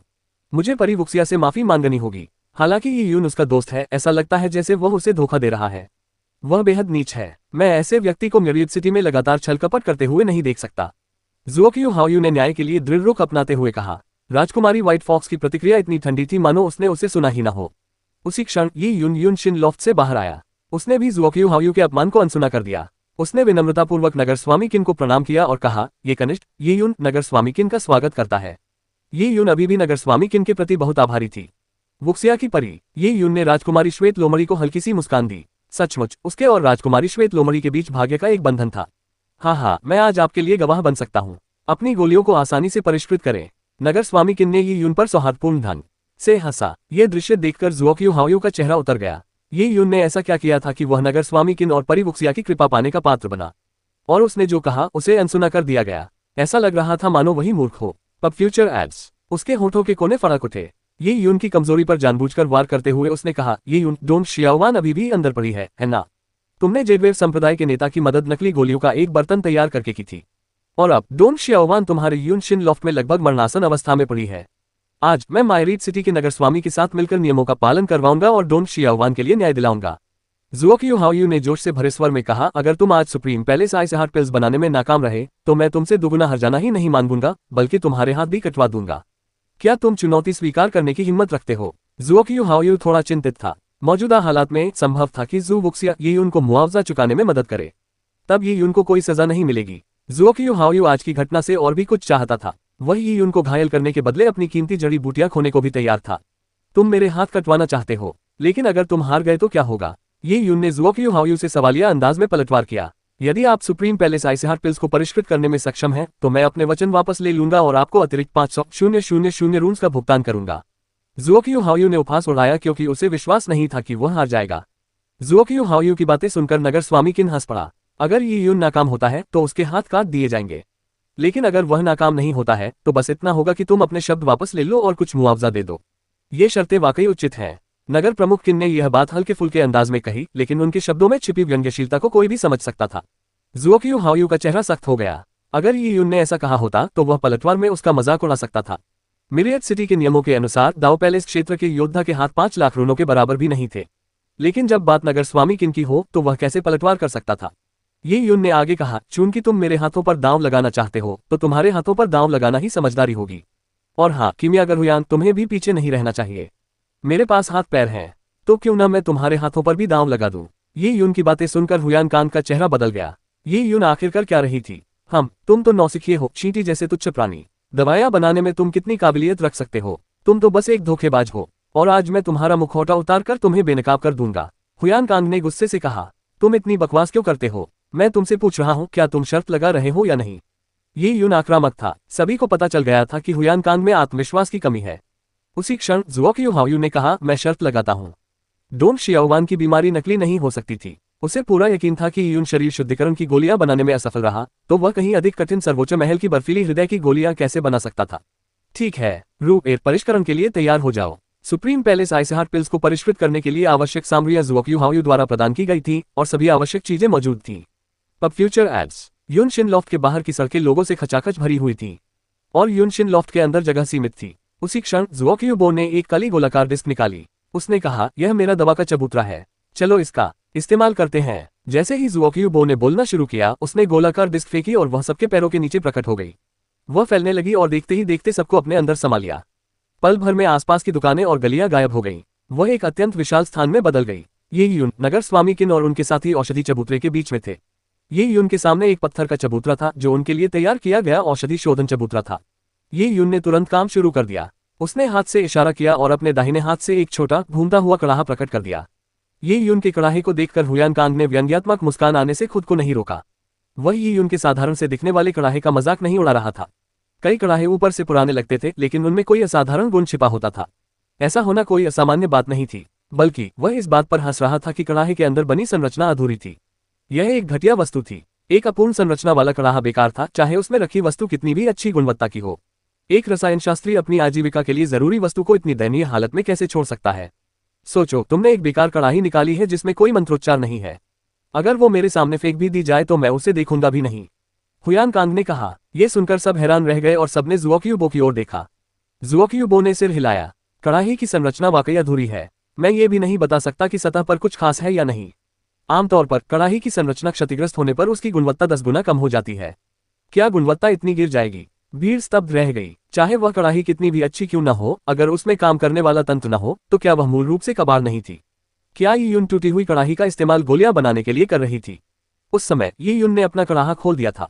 पिछले कुछ दिनों में ये यून ने दिव्य रसायन कड़ाहे के साथ अपनी आत्मीयता को और भी मजबूत कर लिया था। ऐसा लग रहा था मानो उसका मन और आत्मा कड़ाहे से जुड़ गए हों। ये यून ने 3 जड़ी बूटियां पकड़ी और उन्हें दिव्य रसायन शास्त्र के बर्तन में फेंक दिया। उन्होंने तुरंत 3 जड़ी बूटियों से शुरुआत की। आम लोग भी जानते थे कि दवाइयां बनाते समय रसायन शास्त्रियों को धीरे धीरे और व्यवस्थित तरीके से काम करना पड़ता है। क्या उन्हें शुरू से ही तीनों जड़ी बूटियों के जलकर राख हो जाने का डर नहीं था? विधर्मी ईश्वर अग्नि बीज। ये यून पूरी तरह एकाग्र था। वह वर्तमान क्षण में लीन था। आसपास का शोर उसके लिए न के बराबर था। ऐसा लग रहा था मानो वह किसी अनंत शून्य में स्थित हो, लेकिन साथ ही उसे ये भी महसूस हो रहा था कि वह वहां अकेला ही है। विधर्मी देवता अग्नि बीज के 2 अंश दिव्य रसायन शास्त्र के पात्र में प्रवेश कर गए। 2 नाचती हुई धूसर परियों की तरह उन्होंने जड़ी बूटियों को घेर लिया। स्काइड्यू मेंटल नरिशिंग पिल का सेवन करने से पहले ये यून केवल विधर्मी देवता अग्नि बीज के 1 अंश को ही नियंत्रित कर सकता था, लेकिन अब वह 2 अंशों को नियंत्रित कर सकता था। यह एक बहुत बड़ा सुधार था जिसने ये यून को एक साथ 3 जड़ी बूटियां कड़ाही में डालने का साहस दिया। अध्याय 1157 गोलियां पूरी हुई। अनुवादक सीकेटेलन, संपादक सीकेटेलन। विधर्मी देवता अग्नि बीज जैसे ही दिव्य रसायन शास्त्र के पात्र में प्रवेश किया, वह उसमें सहजता से विलीन हो गया। सतह पर दिव्य रसायन शास्त्र का पात्र धूसर और चमकहीन बना रहा। उससे किसी भी प्रकार का प्रकाश उत्सर्जित नहीं हुआ। हालांकि ये यून को देखने वाले कई लोग रसायन शास्त्र से परिचित नहीं थे, फिर भी उनमें से काफी लोगों ने दूसरों को गोलियां बनाते हुए देखा था। उनके सामने का दृश्य उनकी जानकारी से बिल्कुल अलग था। अन्य रसायन शास्त्रियों द्वारा की जाने वाली रासायनिक प्रक्रियाओं के बारे में उनकी धारणा में आमतौर पर आकाश को रोशन करने वाली ज्वालाएं शामिल होती थीं। दूर से ही स्वर्ग पृथ्वी युवांची के उतार चढ़ाव और अपार औषधीय सार का अनुभव किया जा सकता था। हालांकि ये यून के मामले में ऐसी कोई घटना हुई ही नहीं। प्राचीन दिव्य रसायन शास्त्र के पात्र में सब कुछ समाहित था। नतीजतन कुछ लोगों को यह भी यकीन नहीं था कि ये यून ने आग लगाई थी या नहीं। ये बदमाश क्या कर रहा है? हुयान कांग ने भौहें चढ़ाईं। एक साथ 3 जड़ी बूटियां डाली गई थी, लेकिन उसके बाद कड़ाही में सन्नाटा छा गया। हुयान कांग ने अपनी चेतना से जांच करने का प्रयास किया। अधिकांश कड़ाहे चेतना की जांच को रोकने की क्षमता रखते थे। हालांकि हुयान कांग का मानना था कि चूंकि ये यून के कड़ाहे की आंतरिक संरचना टूटी हुई थी, इसलिए जांच को रोकने की उसकी क्षमता निश्चित रूप से कमजोर होगी। लेकिन जब उसकी चेतना कड़ाहे के संपर्क में आई तो उसे अपनी आत्मा के सागर में पीड़ा का अनुभव हुआ। ऐसा लगा जैसे उसकी चेतना आग की लिपटों में घिर रही हो। इसके बाद उसने अपनी चेतना को अथाह सागर में डूबते हुए महसूस किया, जब तक कि वह पूरी तरह से भस्म नहीं हो गई। अभी क्या हुआ? हुयान कांग ने ज़ुओक्यू बो की ओर देखा और उसके हाव भाव से समझ गया कि ज़ुओक्यू बो भी अपनी इंद्रियों से उस धूसर कड़ाही की जांच करने में असफल रहा है। यह कोई साधारण कड़ाही नहीं थी। हुयान कांग को संदेह होने लगा कि उसने कड़ाही को कमाका था। हालांकि उसके अंदर की संरचना क्षतिग्रस्त थी, लेकिन जिस सामग्री से वह बनी थी वह असाधारण थी, कम से कम उसे प्रत्यक्ष दृष्टि से सुरक्षा प्रदान करने के मामले में। 90 सेकंड बीतने के बाद ये यून ने 2 और जड़ी बूटियां पकड़ी और उन्हें दिव्य रसायन शास्त्र के बर्तन में फेंक दिया। यह दृश्य देखकर हुयान कांग कुछ स्तब्ध रह गया। जब कोई रसायनज्ञ एक या अनेक जड़ी बूटियों का शोधन कर रहा होता है तो वह कभी भी नई जड़ी बूटियां नहीं मिलाता, अन्यथा अलग अलग समय पर मिलाई गई सामग्रियों का ताप स्तर भिन्न भिन्न होता है। पूर्ण नियंत्रण के बिना ये केवल परेशानी का कारण बन सकता है। जब कोई व्यक्ति पहले डाली गई जड़ी बूटियों को अच्छी तरह से परिष्कृत कर लेता है और उनके सभी औषधीय गुणों को निकाल लेता है, तभी वह बाद की जड़ी बूटियों को परिष्कृत करना शुरू कर सकता है। ये यून ने अभी अभी और जड़ी बूटियां डाली थी, जिसका मतलब यही था कि पहले डाली गई जड़ी बूटियां पूरी तरह से परिष्कृत हो चुकी थी। फिर भी केवल 90 सेकंड ही बीते थे। कोई भी व्यक्ति एक ही बार में 3 जड़ी बूटियों से उनका पूरा औषधीय सार नहीं निकाल सकता था। औषधीय तत्वों का निष्कर्षण किसी भी शोधन प्रक्रिया का सबसे कठिन चरण था। यहां तक कि हुयान कांग को भी इसे अत्यंत सावधानी से करना पड़ा और इस चरण पर काफी समय व्यतीत करना पड़ा। तो इस बदमाश ने अभी तक आग नहीं लगाई है। हुयान कांग ने ठंडी सांस ली। दिव्य रसायन पात्र शांत रहा। हालांकि उसकी सतह पर कुछ नियमित लय गूंज रही थी, लेकिन न तो युआनची का उत्सर्जन हो रहा था और न ही औषधीय सार का कोई उभार। इससे ये स्पष्ट हो गया कि यून ने न केवल इतने कम समय में इतनी सारी जड़ी बूटियां जल्दबाजी में डाली थी, बल्कि हुयान कांग को यह भी यकीन था कि यून ने जड़ी बूटियों को परिष्कृत करना शुरू भी नहीं किया था। अन्यथा परिष्करण प्रक्रिया पहले ही गड़बड़ हो चुकी होती। हालांकि इतनी सारी जड़ी बूटियां डालने के बाद यून के लिए आग जलाना नामुमकिन था। बाद में उन जड़ी बूटियों को वापस निकालने की बात तो मजाक ही होती। मास्टर जुओक्यू, क्या हो रहा है? नगर स्वामी किन को रसायन प्रक्रिया समझ में नहीं आती थी। जुओक्यूबो ने अपनी दाढ़ी सहलाई और दिव्य रसायन शास्त्र के पात्र को देखते हुए उनकी आंखों में चमक आ गई। आमतौर पर वे किसी कनिष्ठ की शोधन की प्रक्रिया का अध्ययन करने की जहमत नहीं उठाते थे, लेकिन उन्होंने महसूस किया कि जिस तरह से चीजें आगे बढ़ रही थी वह उनकी अपेक्षा से काफी अलग थी। यदि यून ने इस प्रक्रिया को शुरू नहीं किया होता तो कड़ाही के चारों ओर गूंजने वाली नियमशास्त्रीय लय क्या होती। पब फ्यूचर विज्ञापन। जुओक्यूबो एक अनुभवी रसायन शास्त्री थे। उनके दृष्टिकोण से ये नियमगत लय बेहद दिलचस्प थी। इसके अलावा यह एक ऐसी शैली थी जिसे वे समझ नहीं पाते थे। कुछ देर सोचने के बाद जुओक्यूबो ने कहा, ये यून जिस रसायन विद्या का प्रयोग कर रहा है वह मैंने पहले कभी नहीं देखी। ये या तो बहुत प्राचीन है या बिल्कुल नहीं। जड़ी बूटियों को संभालने का ये तरीका अपेक्षाकृत नया है। हालांकि ये तरीका कितना भी अनूठा क्यों न हो, एक बार में 10 से अधिक जड़ी बूटियों को संभालना असंभव है। जैसे ही जुओक्यूबो ने ये कहना समाप्त किया, उसने देखा कि यून ने एक और जड़ी बूटी उठाई और उसे दिव्य रसायन शास्त्र के बर्तन में फेंक दिया। हालांकि वह अग्नि की 2 चिंगारियों को नियंत्रित कर सकता था और उसके पास बैंगनी क्रिस्टल की ऊर्जा निकालने की क्षमता थी, फिर भी जड़ी बूटियों की संख्या बढ़ने के साथ ही यून को और भी अधिक सावधान रहना पड़ा। उसने गलती न हो ये सुनिश्चित करने के लिए एक एक जड़ी बूटी को परिष्कृत करना शुरू किया। जुओक्यूबो ने भौहें चढ़ाईं। ये यून गंभीरता से एक के बाद एक जड़ी बूटियां फेंक रहा था। जड़ी बूटी फेंकने के बाद ये यून ने कड़ाही में एक और जादुई अवशेष फेंक दिया। उसने जादुई अवशेष से ऊर्जा रासायनिक विधियों से नहीं बल्कि निर्जन स्वर्ग तकनीक से निकाली। हालांकि ये यून के लिए और भी आसान था। 15 मिनट के भीतर ये यून ने सभी जड़ी बूटियों को दिव्य रसायन शास्त्र के बर्तन में डाल दिया था। इस समय दिव्य रसायन शास्त्र के पात्र के चारों ओर व्याप्त नियमित लय और तीव्र हो गई। पूरा पात्र भी धीरे धीरे कंपन करने लगा। इस समय रसायन शास्त्र में पारंगत न होने वाले लोग भी ये बता सकते थे कि यून ने वास्तव में जड़ी बूटियों को परिष्कृत करना शुरू कर दिया था। हुयान कांग की आंखें एकदम चौड़ी हो गईं। आखिर हो क्या रहा था? मास्टर जुओक्यू, आपने अभी कहा था कि इतनी सारी जड़ी बूटियों को एक साथ संभालना असंभव है। तो फिर ऐसा क्यों हो रहा है? या क्या ऐसा हो सकता है कि यून ने पहले ही हर एक जड़ी बूटी को निकालकर शुद्ध कर लिया हो? नगर प्रमुख किन ने पूछा। जुओक्यूबो भी हैरान था। चाहे एक साथ 10 से अधिक जड़ी बूटियों का शोधन हो या यून ने इतने कम समय में ये कैसे कर दिखाया, दोनों ही बातें समान रूप से चौंकाने वाली थीं। खैर, रसायन शास्त्र व्यापक और गहन है। इस युवक की रसायन शास्त्र विधि नहीं है। हालांकि किसी भी परिस्थिति में औषधीय सार का निष्कर्षण इतनी जल्दी नहीं हो सकता। जुओक्यूबो ने सिर हिलाते हुए कहा। उस समय बगल में खड़े जुओक्यूहायू का संयम भंग हो गया। वह यून के कड़ाहे को ध्यान से घूर रहा था और उसने अपना हाथ बढ़ाकर अपने माथे से ठंडा पसीना पोंछा। उसे उम्मीद थी कि यून अपनी गलती सुधारेगा, लेकिन उसने कभी सोचा भी नहीं था कि यून सचमुच शोधन प्रक्रिया के शुरुआती चरण तक पहुंच जाएगा। ये यून, क्या उसे सच में किसी गहन रसायन विद्या का ज्ञान है? उसके हाथ और उसकी प्रतिष्ठा दांव पर लगी थी, तो जुओक्यूहायू कैसे शांत रह सकता था? हुयान कांग ने ठंडी आवाज में कहा, युवा स्वामी हाओयू, आप किस बात की चिंता कर रहे हैं? अगर ये यून शरीर शुद्धिकरण की गोलियां भी नहीं बना सकता तो वह सर्वोच्च महल की बर्फीली दिल की गोलियां कैसे बना पाएगा? मेरी राय में ये यून सिर्फ छल कर रहा है। हमें परिणाम का इंतजार करना होगा, तभी पता चलेगा। हुयान कांग की बातें सुनकर राजकुमारी श्वेत लोमड़ी हल्की सी मुस्कुराई। उसने हुयान कांग की ओर देखा और कुछ नहीं कहा। जुओक्यूहायू और उनके साथियों के लिए माहौल तुरंत तनावपूर्ण हो गया। इसी बीच ये यून लगातार कड़ाही में युआनची डाल रही थी। वह पूरी तरह से एकाग्र था, मानो उसकी आत्मा और कड़ाही एक साथ काम कर रहे हों। सभी जड़ी बूटियों की ऊर्जा और सार निकाल लिया गया था, जो क्रिस्टलीय तरल बूंदों में परिवर्तित हो गया था। एक विचार के साथ ही ये बूंदें आपस में जुड़ने लगीं। विभिन्न जड़ी बूटियों के सार को आपस में मिलाना बेहद मुश्किल था। इसके लिए आत्मा पर सटीक नियंत्रण की आवश्यकता थी और नियमों से संबंधित चिन्हों को भी इन सारों से उत्प्रोत करना जरूरी था। बैंगनी क्रिस्टल रखने वाले यी यून के लिए पहला कदम एक आसान काम था। अंतिम चरण काफी कठिन था। इसे पूरा करने के लिए यी यून को भी पर्याप्त समय देना पड़ा। घंटों बीतते गए और यी यून एकाग्रचित रहा। दिव्य रसायन शास्त्र के पात्र के चारों ओर व्याप्त नियमिक आभा प्रबल होती गई और ज़ुओक्यूबो को स्पष्ट रूप से यह आभास होने लगा कि ये भिन्न भिन्न नियम आपस में जुड़ने लगे हैं। उसने अविश्वास का भाव प्रकट किया। क्या वह पहले से ही गोलियों को संघनित कर रहा है? लेकिन उसने जड़ी बूटियों से औषधीय सार कब निकाला? ये यून ने केवल 15 मिनट में सारी जड़ी बूटियां कड़ाही में डाल दी। उसके बाद उसने उन्हें बाहर नहीं निकाला और ज़ुओक्यूबो के अनुसार एक ही समय में इतनी सारी जड़ी बूटियों को संसाधित करना बिल्कुल असंभव था। गोलियों को संघनित करना है? क्या अभी सिर्फ 15 घंटे ही नहीं बीते हैं? किसी ने हैरानी से पूछा। रसायन विद्या से अनभिज्ञ लोगों को पता ही नहीं था कि कड़ाही के अंदर क्या हो रहा है। हालांकि वे ये भी जानते थे कि इतनी जटिल गोलियों से भरी कड़ाही को तैयार होने में शायद कुछ दिन लगेंगे। फिर भी अभी एक पूरा दिन भी नहीं बीता था। उसी क्षण उन्हें एक स्पष्ट झनकार सुनाई दी और कड़ाही के भीतर से तेज रोशनी निकली। सभी नामात्र के प्रतीक औषधीय तत्वों के साथ मिलकर तरल ऊर्जा की कुछ बूंदों में तब्दील हो गए। इसके बाद तरल संघनित होकर गोलियों में बदल गया। टपक टपक टपक।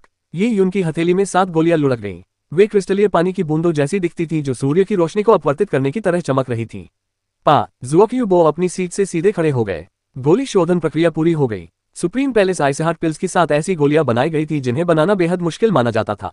यहां तक कि ज़ुओक्यूबो खुद भी 9 से ज्यादा गोलियां नहीं बना पाते। और ये यून तो बस एक कनिष्ठ छात्र था। यह बेहद आश्चर्यजनक था। पूरे मायरीड सिटी में इस उपलब्धि को हासिल करने वाले रसायन शास्त्रियों की संख्या बहुत कम थी। और सबसे महत्वपूर्ण बात यह थी कि यून ने इसे 15 घंटे में कर दिखाया था। यह सही नहीं हो सकता। ज़ुओक्यूबो सदमे से व्याकुल था। तभी उसे अचानक एहसास हुआ कि कुछ गड़बड़ है। उसने पहले भी कई बार सुप्रीम पैलेस आइसहार्ट पिल्स बनाई थी। वह अच्छी तरह जानता था कि सुप्रीम पैलेस आइसहार्ट पिल्स का सामान्य रंग हरा होता है। यदि गुणवत्ता घटिया होती तो गोलियों में अशुद्धियां होती जिससे उनका रंग मटमैला काला हरा हो जाता। यदि गुणवत्ता उत्कृष्ट होती तो उनका रंग सौम्य और गहरा पन्ना हरा होता। ज़ुओक्यूबो ने पहले एक रसायनज्ञ ऋषि को सर्वोच्च महल आइसहार्ट गोलियां बनाते हुए देखा था। एक कड़ाही से 12 गोलियां बनाई गईं, जो सर्वोच्च महल आइसहार्ट गोलियों की अधिकतम संभव संख्या थी। इसके अलावा उनमें से प्रत्येक का रंग पन्ना हरा था। वह हरा रंग बेहद खूबसूरत था। ज़ुओक्यूबो ने पहली बार इतने सुंदर सुप्रीम पैलेस आइसहार्ट पिल्स देखे थे, इसलिए उन पर इसका गहरा प्रभाव पड़ा था। अब ये यून ने सुप्रीम पैलेस आइसहार्ट पिल्स को परिष्कृत किया था जो रंग में बर्फीले नीले रंग की थी। इसके अलावा वे वास्तविक बर्फ के क्रिस्टल की तरह बिल्कुल पारदर्शी थीं। सुप्रीम पैलेस आइसहार्ट पिल्स का रंग बिल्कुल भी ऐसा नहीं था। इससे पहले कि ज़ुओक्यूबो कुछ कह पाता, उसने देखा कि यून ने एक उंगली बढ़ाई और शुद्ध यिन ऊर्जा एकत्रित होकर हल्के नीले रंग की पानी की गेंद बन गई। ये यून ने यिन और यांग दोनों का अभ्यास किया था, इसलिए उसके द्वारा संघनित जल में कोई अशुद्धियां नहीं थी। ये बर्फीले पहाड़ के झरने की तरह ठंडा था। ये यून ने लापरवाही से सुप्रीम पैलेस आइसहार्ट पिल्स को पानी के फव्वारे में फेंक दिया और उसके बाद वे 7 सुप्रीम पैलेस आइसहार्ट पिल्स मानो पानी में घुल गईं और गायब हो गईं। ये देखकर ये यून ने सिर हिलाया। पानी में डूबते ही गायब हो जाने के कारण सुप्रीम पैलेस आइसहार्ट पिल्स को शायद ही स्वीकार्य माना जा सकता था। उसने फिर से हाथ हिलाया और सुप्रीम पैलेस आइसहार्ट की 7 गोलियां उड़कर उसकी हथेली में आ गिरीं। चूंकि वे अभी अभी पानी में डूबी थी, इसलिए गोलियों की सतह पर ओस की एक परत जम गई थी। ओस जल्दी ही हल्के नीले रंग की बर्फ में बदल गई और अपनी जटिल चमक के साथ वे ऐसी लग रही थी मानो रत्नों से तराशी गई हो। वे बेहद खूबसूरत थीं। जिन लोगों को गोलियों के बारे में जानकारी नहीं थी, वे भी यी यून द्वारा निर्मित सुप्रीम पैलेस आइसहार्ट गोलियों की सुंदरता देखकर चकित रह गए। ऐसा लग रहा था मानो वे किसी सपने से आए हों। लेकिन उसी क्षण एक बेमेल आवाज सुनाई दी। नकली गोलियां। ये सुप्रीम पैलेस आइसहार्ट गोलियां नहीं है। अध्याय 1158 गोली परीक्षण। अनुवादक सीकेटेलन, संपादक सीकेटेलन।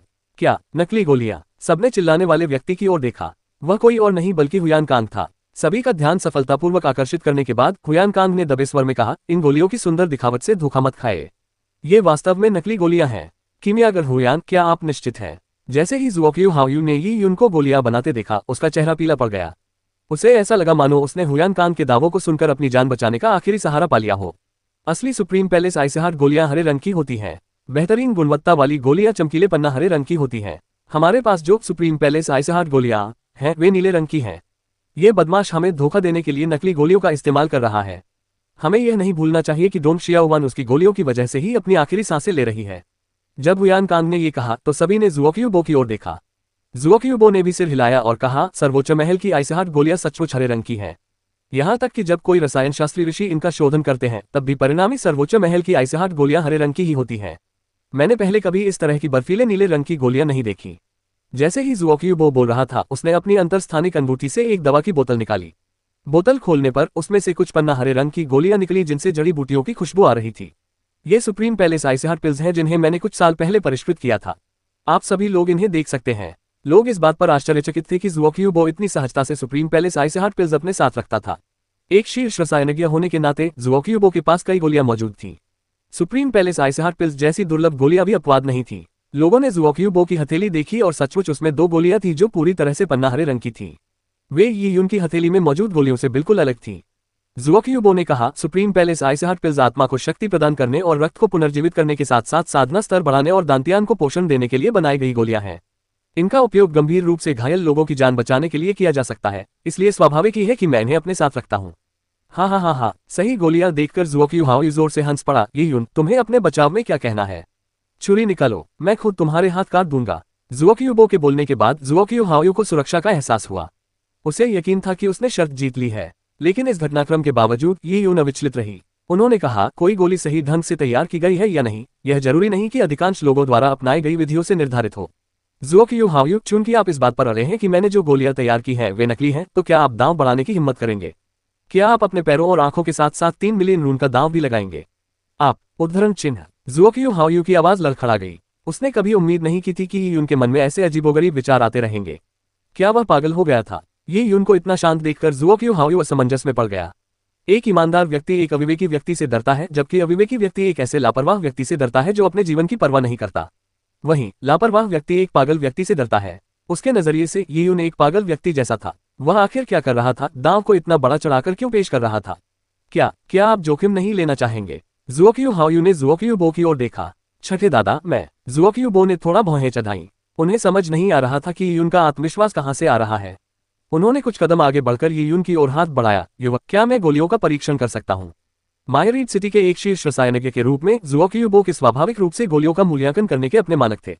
ये यून ने सिर हिलाते हुए कहा, इसकी कोई जरूरत नहीं है। हमारे पास पहले से ही एक व्यक्ति है जो गोलियों का परीक्षण करने के लिए तैयार है। संप्रदाय प्रमुख डोंग। ये यून ने डोंग शाओकिंग की ओर देखते हुए कहा, क्या आपको अपनी बेटी को गोलियों का परीक्षण करने देने में कोई आपत्ति है? डोंग शाओकिंग अचंभित रह गया।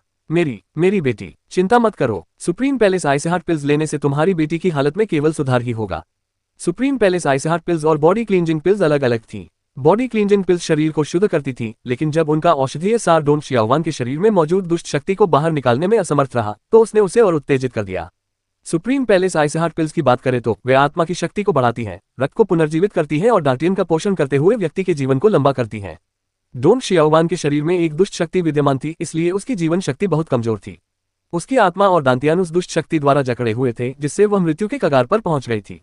यदि वह सर्वोच्च महल की बर्फीली हृदय की गोलियां खा लेती तो शायद वह पूरी तरह ठीक न हो पाती, लेकिन उसकी आत्मा और जीवन शक्ति मजबूत हो जाती। इससे उसे दुष्ट शक्ति का प्रतिरोध करने में बहुत मदद मिलती। यही ये यून के सुझाव का मूल कारण था। हालांकि इस सुझाव को सुनते ही लोगों के बीच तुरंत ही जोरदार बहस छिड़ गई। ये यून द्वारा तैयार की गई गोलियों का रंग शुरू से ही समस्याग्रस्त था। फिर भी वो उन्हें एक जीवित व्यक्ति पर परीक्षण करने की योजना बना रहा था। ये यून हद से ज्यादा साहसी था। ये यून, डोंग शियाओवान की यह हालत तुम्हारे द्वारा तैयार की गई शरीर शुद्धिकरण गोलियों के सेवन के बाद हुई है। फिर भी तुम उसे अपने सर्वोच्च महल की बर्फीली हृदय की गोलियों के परीक्षण के लिए इस्तेमाल करना चाहते हो। क्या तुम केवल उसकी मृत्यु से ही संतुष्ट होगे? ज़ुओक्यूहाओ ने ये यून को जोर से फटकारा। ये यून ने उसकी बात अनसुनी कर दी और डोंग शाओकिंग की ओर देखते हुए कहा, संप्रदाय के गुरु डोंग, क्या आपको मेरी गोलियों पर भरोसा है? युवा स्वामी यी, मुझे आप पर भरोसा है। डोंग शाओकिंग ने गहरी सांस ली। Supreme palace ice heart pills की कीमत बॉडी क्लींजिंग पिल्स से 5 से 10 गुना अधिक थी। इसके अलावा ये जीवन रक्षक दिव्य औषधियां थीं। अगर Dong Xiaowan supreme palace ice heart pill का सेवन कर पाती तो यह उसके लिए बहुत ही सौभाग्यशाली अवसर होता। साथ ही अगर डोंग शियाओवान को कोई चिकित्सा उपचार नहीं मिलता तो उसके 3 दिन से अधिक जीवित रहने की संभावना न के बराबर थी। इन कीमती गोलियों के सेवन में कम से कम कुछ उम्मीद तो थी। पंथ के गुरु डोंग, आप। उद्धरण चिन्ह। ज़ुओक्यूहाओ अवाक रह गया। डोंग शाओकिंग ने पागल यून पर भरोसा कर लिया था। क्या डोंग शाओकिंग भी पागल हो गया था? क्या उसकी बेटी की जान उसके लिए एक मजाक थी? मास्टर ज़ुओक्यू, क्या आपको कोई आपत्ति है अगर आपकी supreme palace ice heart pills में से एक का इस्तेमाल तुलना के लिए किया जाए? ये यून ने ज़ुओक्यूबो से पूछा। ज़ुओक्यूबो हंसे। आप सचमुच बहुत आत्मविश्वासी हैं। मुझे स्वाभाविक रूप से ऐसी गोली देने में कोई आपत्ति नहीं है। जैसे ही ज़ुओक्यूबो ने बोलना शुरू किया, उसने अपनी उंगली झटकाई। उसकी हथेली में मौजूद सुप्रीम पैलेस आइस हार्ट पिल में से एक प्रकाश की धारा में परिवर्तित होकर डोंग शियाओवान के मुंह में जा गिरी। सुप्रीम पैलेस आइस हार्ट पिल मुंह में जाते ही पिघल गई। यह एक अत्यंत शुद्ध युवांची प्रवाह में परिवर्तित हो गई, जिसने डोंग शियाओवान की नसों और शरीर को पोषण देना शुरू कर दिया। Supreme palace ice heart pill का औषधीय प्रभाव बहुत हल्का था। गोली खाने के बाद डोंग शियाओवान को जरा भी दर्द नहीं हुआ। वह शांति से औषधीय सार को ग्रहण कर रही थी। ज़ुओक्यूबो ने भी अपनी अंतर्दृष्टि का उपयोग करके औषधीय सार का पता लगाया। हालांकि वह ये देखकर हैरान रह गया कि औषधीय सार जब जीवंत ऊर्जा धाराओं में परिवर्तित होकर डोंग शियाओवान के दांतियान में प्रवेश किया तो वह सूर्य की रोशनी में रखी बर्फ की तरह तेजी से पिघल गया। डोंग शियाओवान के शरीर ने औषधीय सार को ऐसे सोख लिया जैसे वह भूखी रही हो। हालांकि उसमें कोई खास फुर्ती नहीं दिखी, बल्कि औषधीय सार अथाह सागर में समा जाने के समान गायब हो गया। यह ज़ुओक्यूबो चिंतित हो गया। सुप्रीम पैलेस आइसहार्ट पिल्स श्रेष्ठ गोलियां थीं। वे एक सुप्रीमेसी को बचाने के लिए पर्याप्त से भी अधिक थी, तो दाव मैनिफेस्टेशन क्षेत्र के अंतिम चरणों में एक कनिष्ठ को बचाना तो और भी आसान था। लेकिन आज उसकी सुप्रीम पैलेस आइसहार्ट गोलियों का कोई असर नहीं हुआ। इस लड़की को क्या हुआ था? अगर उसे जहर दिया गया था तो जहर कितना घातक था? मास्टर ज़ुओक्यू, क्या आप अपनी दवा का सेवन जारी रखना चाहते हैं? ये यून ने पूछा। ज़ुओक्यूबो ने गहरी सांस ली और अपना सिर हिलाया। इसकी कोई जरूरत नहीं है। हालांकि उसे और अधिक गोलियां खिलाने से कुछ हद तक लाभ तो होगा, लेकिन ये डोंग शियाओवान को वास्तव में बचाने से बहुत दूर था। तो फिर मेरी बारी है। ये यून ने सुप्रीम पैलेस आइसहार्ट पिल चुरा ली। सुप्रीम पैलेस आइसहार्ट पिल स्पष्ट रूप से बर्फीले नीले रंग की थी, वरना उन्हें यह नाम क्यों दिया गया होता? 10 दिन पहले ये यून ने सुप्रीम पैलेस आइसहार्ट पिल के नुस्खे में अंतर का पता लगाया था, जो ज़ुओक्यू हाओयू ने उसे दिया था और जो दिव्य कीमियागर के नोट्स में दर्ज था। क्योंकि कई रसायन शास्त्री अपनी तकनीकों को बहुत महत्व देते थे, इसलिए उनकी विधियां धीरे धीरे लंबे समय में लुप्त हो गईं। विधियों में बदलाव होना भी संभव था। इस प्रकार जब ये यून ने सुप्रीम पैलेस आइसहार्ट पिल्स का निर्माण किया तो उन्होंने मुख्य रूप से दिव्य रसायनज्ञ के निर्देशों का पालन किया। परिणामस्वरूप बनी ये गोलियां आत्मा को शक्ति प्रदान करती हैं, रक्त को स्फूर्ति देती हैं और दांतियान को पोषण देती हैं, ठीक वैसे ही जैसे आधुनिक रसायनज्ञों द्वारा निर्मित गोलियां करती हैं। हालांकि इनके प्रभाव कहीं अधिक महत्वपूर्ण थे। सुप्रीम पैलेस आइसहार्ट पिल से डोंग शियाओवान की जान बच सकती है, इस बात को लेकर ये उनको यकीन नहीं था। हालांकि उसे पूरा भरोसा था कि इससे कम से कम डोंग शियाओवान की कुछ ताजगी वापस आ जाएगी। वाह! सुप्रीम पैलेस आइसहार्ट पिल नीले प्रकाश की एक धारा में परिवर्तित हो गई और डोंग शियाओवान की ओर उड़ गई। यह उसके मुंह में नहीं गई बल्कि सीधे उसके पेट की ओर बढ़ी। जब गोली डोंग शियाओवान के शरीर के संपर्क में आई तो वह तुरंत शुद्ध औषधीय सार में परिवर्तित हो गई और उसके दांतियान में समा गई। ये यून ने जगह का चुनाव बहुत सावधानी से किया था। बैंगनी क्रिस्टल की ऊर्जा दृष्टि के माध्यम से वह दुष्ट शक्ति के स्थान का स्पष्ट रूप से पता लगाने में सक्षम था। जिस स्थान पर उसने दवा पहुंचाई थी वह उस शक्ति के प्रभाव से अछूता रहा। जब औषधीय सार डोंग शियाओवान के दांतियान में प्रवेश किया तो उसने वास्तव में दांतियान को पोषण नहीं दिया। इसके बजाय उसने दांतियान को एक आरंभिक बिंदु के रूप में उपयोग किया। ये डोंग शियाओवान की नसों के साथ साथ उसके अंगों में प्रवाहित हुआ और उसके पूरे शरीर को पोषण प्रदान किया। ये यून ने मुख्य मुद्दे से बचने का फैसला किया और इसके बजाय डोंग शियाओवान के शरीर और ऊर्जा को मजबूत करने पर ध्यान केंद्रित किया। आखिरकार उसका दांतियान अब दुष्ट शक्ति के कब्जे में था। उसके उत्पात मचाने से वहां पहुंचाई गई कोई भी औषधीय शक्ति व्यर्थ हो जाती। जैसे ही औषधीय सार उसके शरीर में समाहित हुआ, डोंग शियाओवान की ऊर्जा मानो बर्फ और वसंत के मिलन जैसी प्रतीत हुई।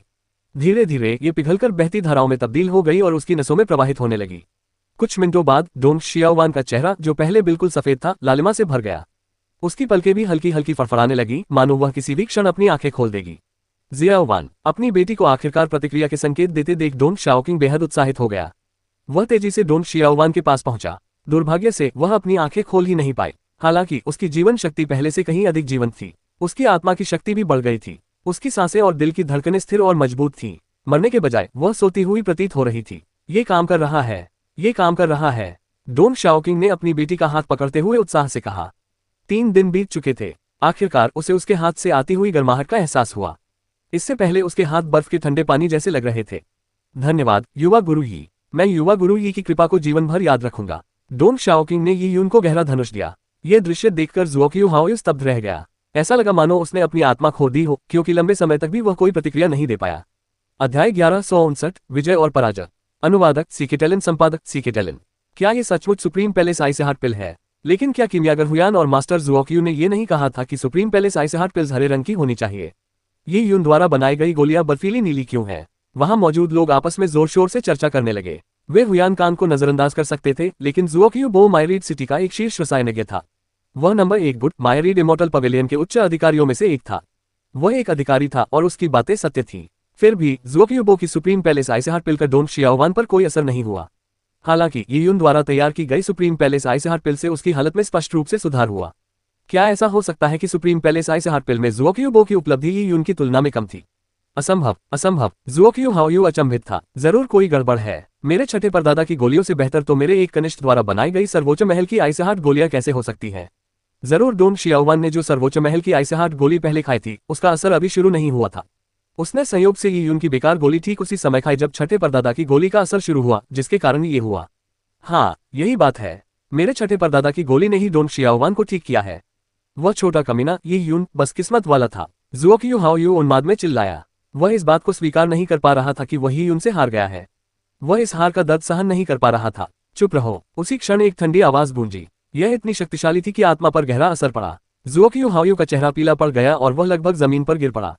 बोलने वाला व्यक्ति कोई और नहीं बल्कि ज़ुओक्यू बो था। ज़ुओक्यू बो ने माथे पर शिकन डाली। ज़ुओक्यू हाओयू न केवल हारा था बल्कि एक तरह से वही यून से भी हार गया था। जूनियर से हारने पर उसे स्वाभाविक रूप से थोड़ी शर्म महसूस हुई। हालांकि हार तो तय थी। वह हार को आसानी से स्वीकार नहीं करेगा। क्या आपने supreme palace ice heart pills की रेसिपी में कोई सुधार किया है? ज़ुओक्यू बो ने पूछा। इसके अलावा ये यून द्वारा बर्फीली नीली गोलियां बनाने की बात को समझाने का कोई और तरीका नहीं था। फिर भी उसे यह अविश्वसनीय लगा। ये यून को इतना ज्ञान कैसे हो सकता है? हालांकि ये यून ने ज़ुओक्यू बो को कोई जवाब नहीं दिया। वह डोन शियाओवान के पास गया।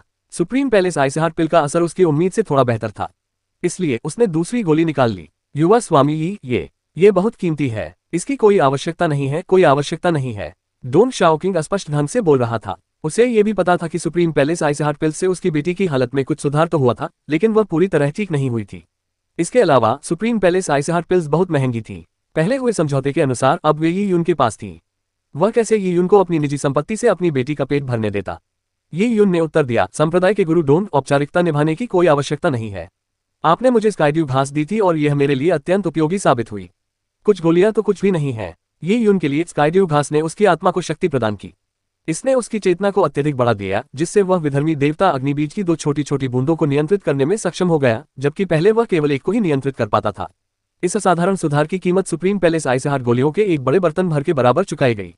आगे कुछ बोले बिना ये यून ने सुप्रीम पैलेस आइस हार्ट पिल की दूसरी गोली को युआनची में परिवर्तित किया और उसे डोन शियाओवान के दांतियान में इंजेक्ट कर दिया। इसके बाद औषधीय सार एक बार फिर डोन शियाओवान के अंगों और शरीर से होते हुए उसके मांस में प्रवेश कर गया।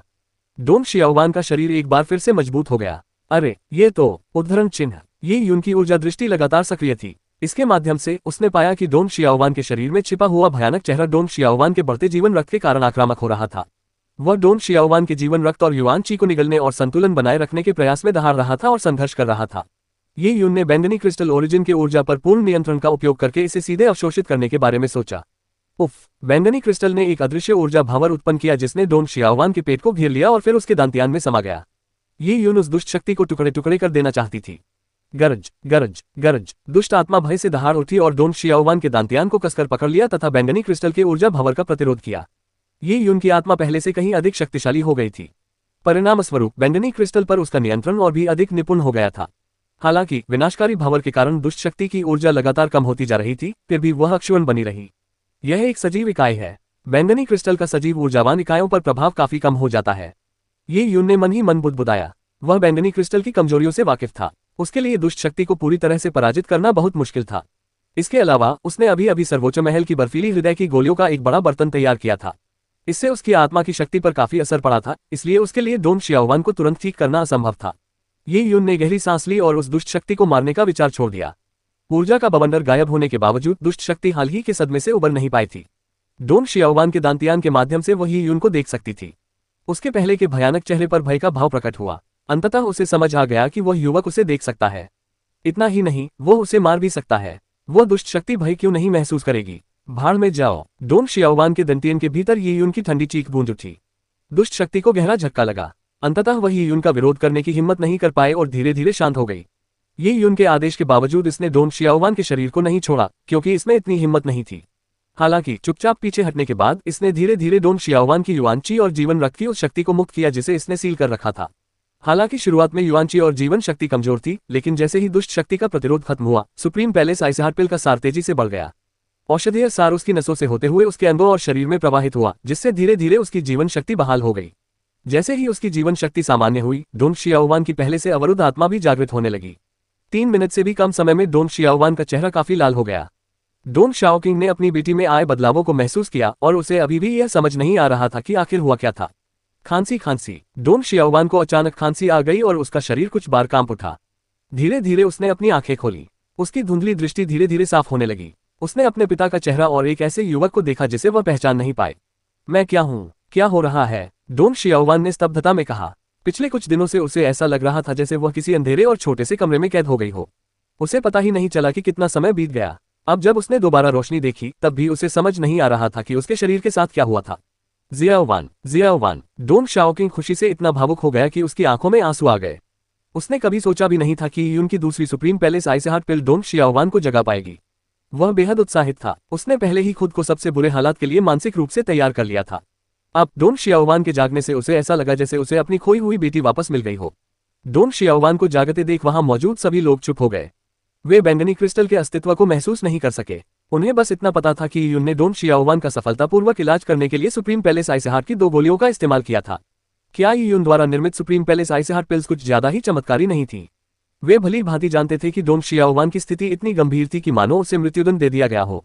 जुओक्यूबो की गोली का अप्रभावी होना भी इस बात का प्रमाण था। अध्याय 1160 कोई दया नहीं। अनुवादक सीकेटेलन, संपादक सीकेटेलन। धन्यवाद ग्रैंडमास्टर यी। मैं ग्रैंडमास्टर यी की कृपा को जीवन भर याद रखूंगा। डोन शाओकिंग इतना भावुक हो गया कि वह यून के सामने बार बार झुकता रहा। ये यून ने संप्रदाय प्रमुख डोन को उठने में मदद की और कहा, जल्दी जश्न मत मनाइए। मैंने अभी तक आपकी बेटी को पूरी तरह से ठीक नहीं किया है। मैंने केवल उसके शरीर में मौजूद विष को कुछ समय के लिए शांत किया है। भविष्य में यदि कोई संभावना हुई तो रोग फिर से हो सकता है। तो फिर डोन शाओकिंग स्तब्ध रह गया। ये यून की बातों ने उसे बहुत चिंतित कर दिया। इस बार तो ये यून उसे नरक के द्वार से वापस खींचने के लिए मौजूद था। लेकिन अगली बार क्या होगा? संप्रदाय के गुरु डोन, चिंता मत कीजिए। मैं आपकी बेटी की स्थिति को नहीं भूलूंगा। मैं इस मामले में दिलचस्पी रखता हूं और सिर्फ आपकी बेटी की वजह से नहीं। मुझे इस मामले में बहुत जिज्ञासा भी है। ये यून को यह आशंका सता रही थी कि उस दुष्ट शक्ति की उत्पत्ति असाधारण थी। ये यून की बातें सुनकर डोन शाओकिंग सचमुच असमंजस में पड़ गया कि वह उसका एहसान कैसे चुकाए। वह ये यून का बहुत ऋणी था। तो ये यून ने जुओक्यूबो की ओर मुड़कर कहा, मास्टर जुओक्यू, आपकी पेशेवर राय में क्या मेरे द्वारा तैयार की गई सुप्रीम पैलेस आइसहार्ट पिल्स असली हैं या नहीं? जुओक्यूबो ने अपनी भौहें ऊपर उठाई। हालांकि वह इसे स्वीकार करने को तैयार नहीं था, लेकिन ये यून द्वारा तैयार की गई सुप्रीम पैलेस आइसहार्ट पिल्स की गुणवत्ता वास्तव में उसकी अपनी गुणवत्ता से कहीं बेहतर थी। उसने अनिच्छा से सिर हिलाया और कहा, ये वाकई असली है। तो फिर ये यून सीधा खड़ा हो गया और जुओक्यू हाओयू की ओर देखा। तो फिर युवा स्वामी जुओक्यू, पहले से ही ये तय था कि एक बार जब मैं सर्वोच्च महल की बर्फीली हृदय की गोलियां बनाने में सफल हो जाऊंगा तो गोलियां मेरी हो जाएंगी और आपको निर्माण लागत का दुगुना भुगतान करना होगा। अब आपके हाथ में मामला है। ये यून, आप। उद्धरण चिन्ह। जुओक्यू हाओयू का चेहरा एकदम पीला पड़ गया था। आखिरकार वह एक योद्धा था। अपने हाथों को कटवा लेने से उसकी शक्ति में भारी गिरावट आ जाएगी। उन्हें उम्मीद थी कि अमर मंडप के युवा स्वामी होने के नाते ये यून उन्हें छूने की हिम्मत नहीं करेगा। हालांकि शर्त का नतीजा तय हो जाने के बाद ये यून ने उनके हाथों पर अपना दावा ठूस दिया। ये यून, दादागिरी को हद से ज्यादा मत बढ़ाओ। क्या तुम असंख्य अमर मंडप के दुश्मन बनना चाहते हो? जुओक्यू हाओयू की आवाज ये यून के कानों में गूंजी। असंख्य अमर मंडप ही उसकी एकमात्र उम्मीद थी। युवा स्वामी यी, क्या आप इसे कुछ ज्यादा ही गंभीरता से ले रहे हैं? पहले जो हुआ वो महज एक मजाक था। इसे ज्यादा गंभीरता से मत लीजिए। जुओक्यू हाओयू के पीछे खड़े एक अनुयायी ने कहा। बिल्कुल सही, जब संभव हो तो दूसरों को बख्श दो। युवा स्वामी यी, आप इसे क्यों नहीं भूल जाते? भीड़ में मौजूद लोगों ने भी यही बात दोहराई। ऐसे समय में आगे बढ़कर सुलह कराने की कोशिश करना वाकई एक चतुराई भरा कदम था।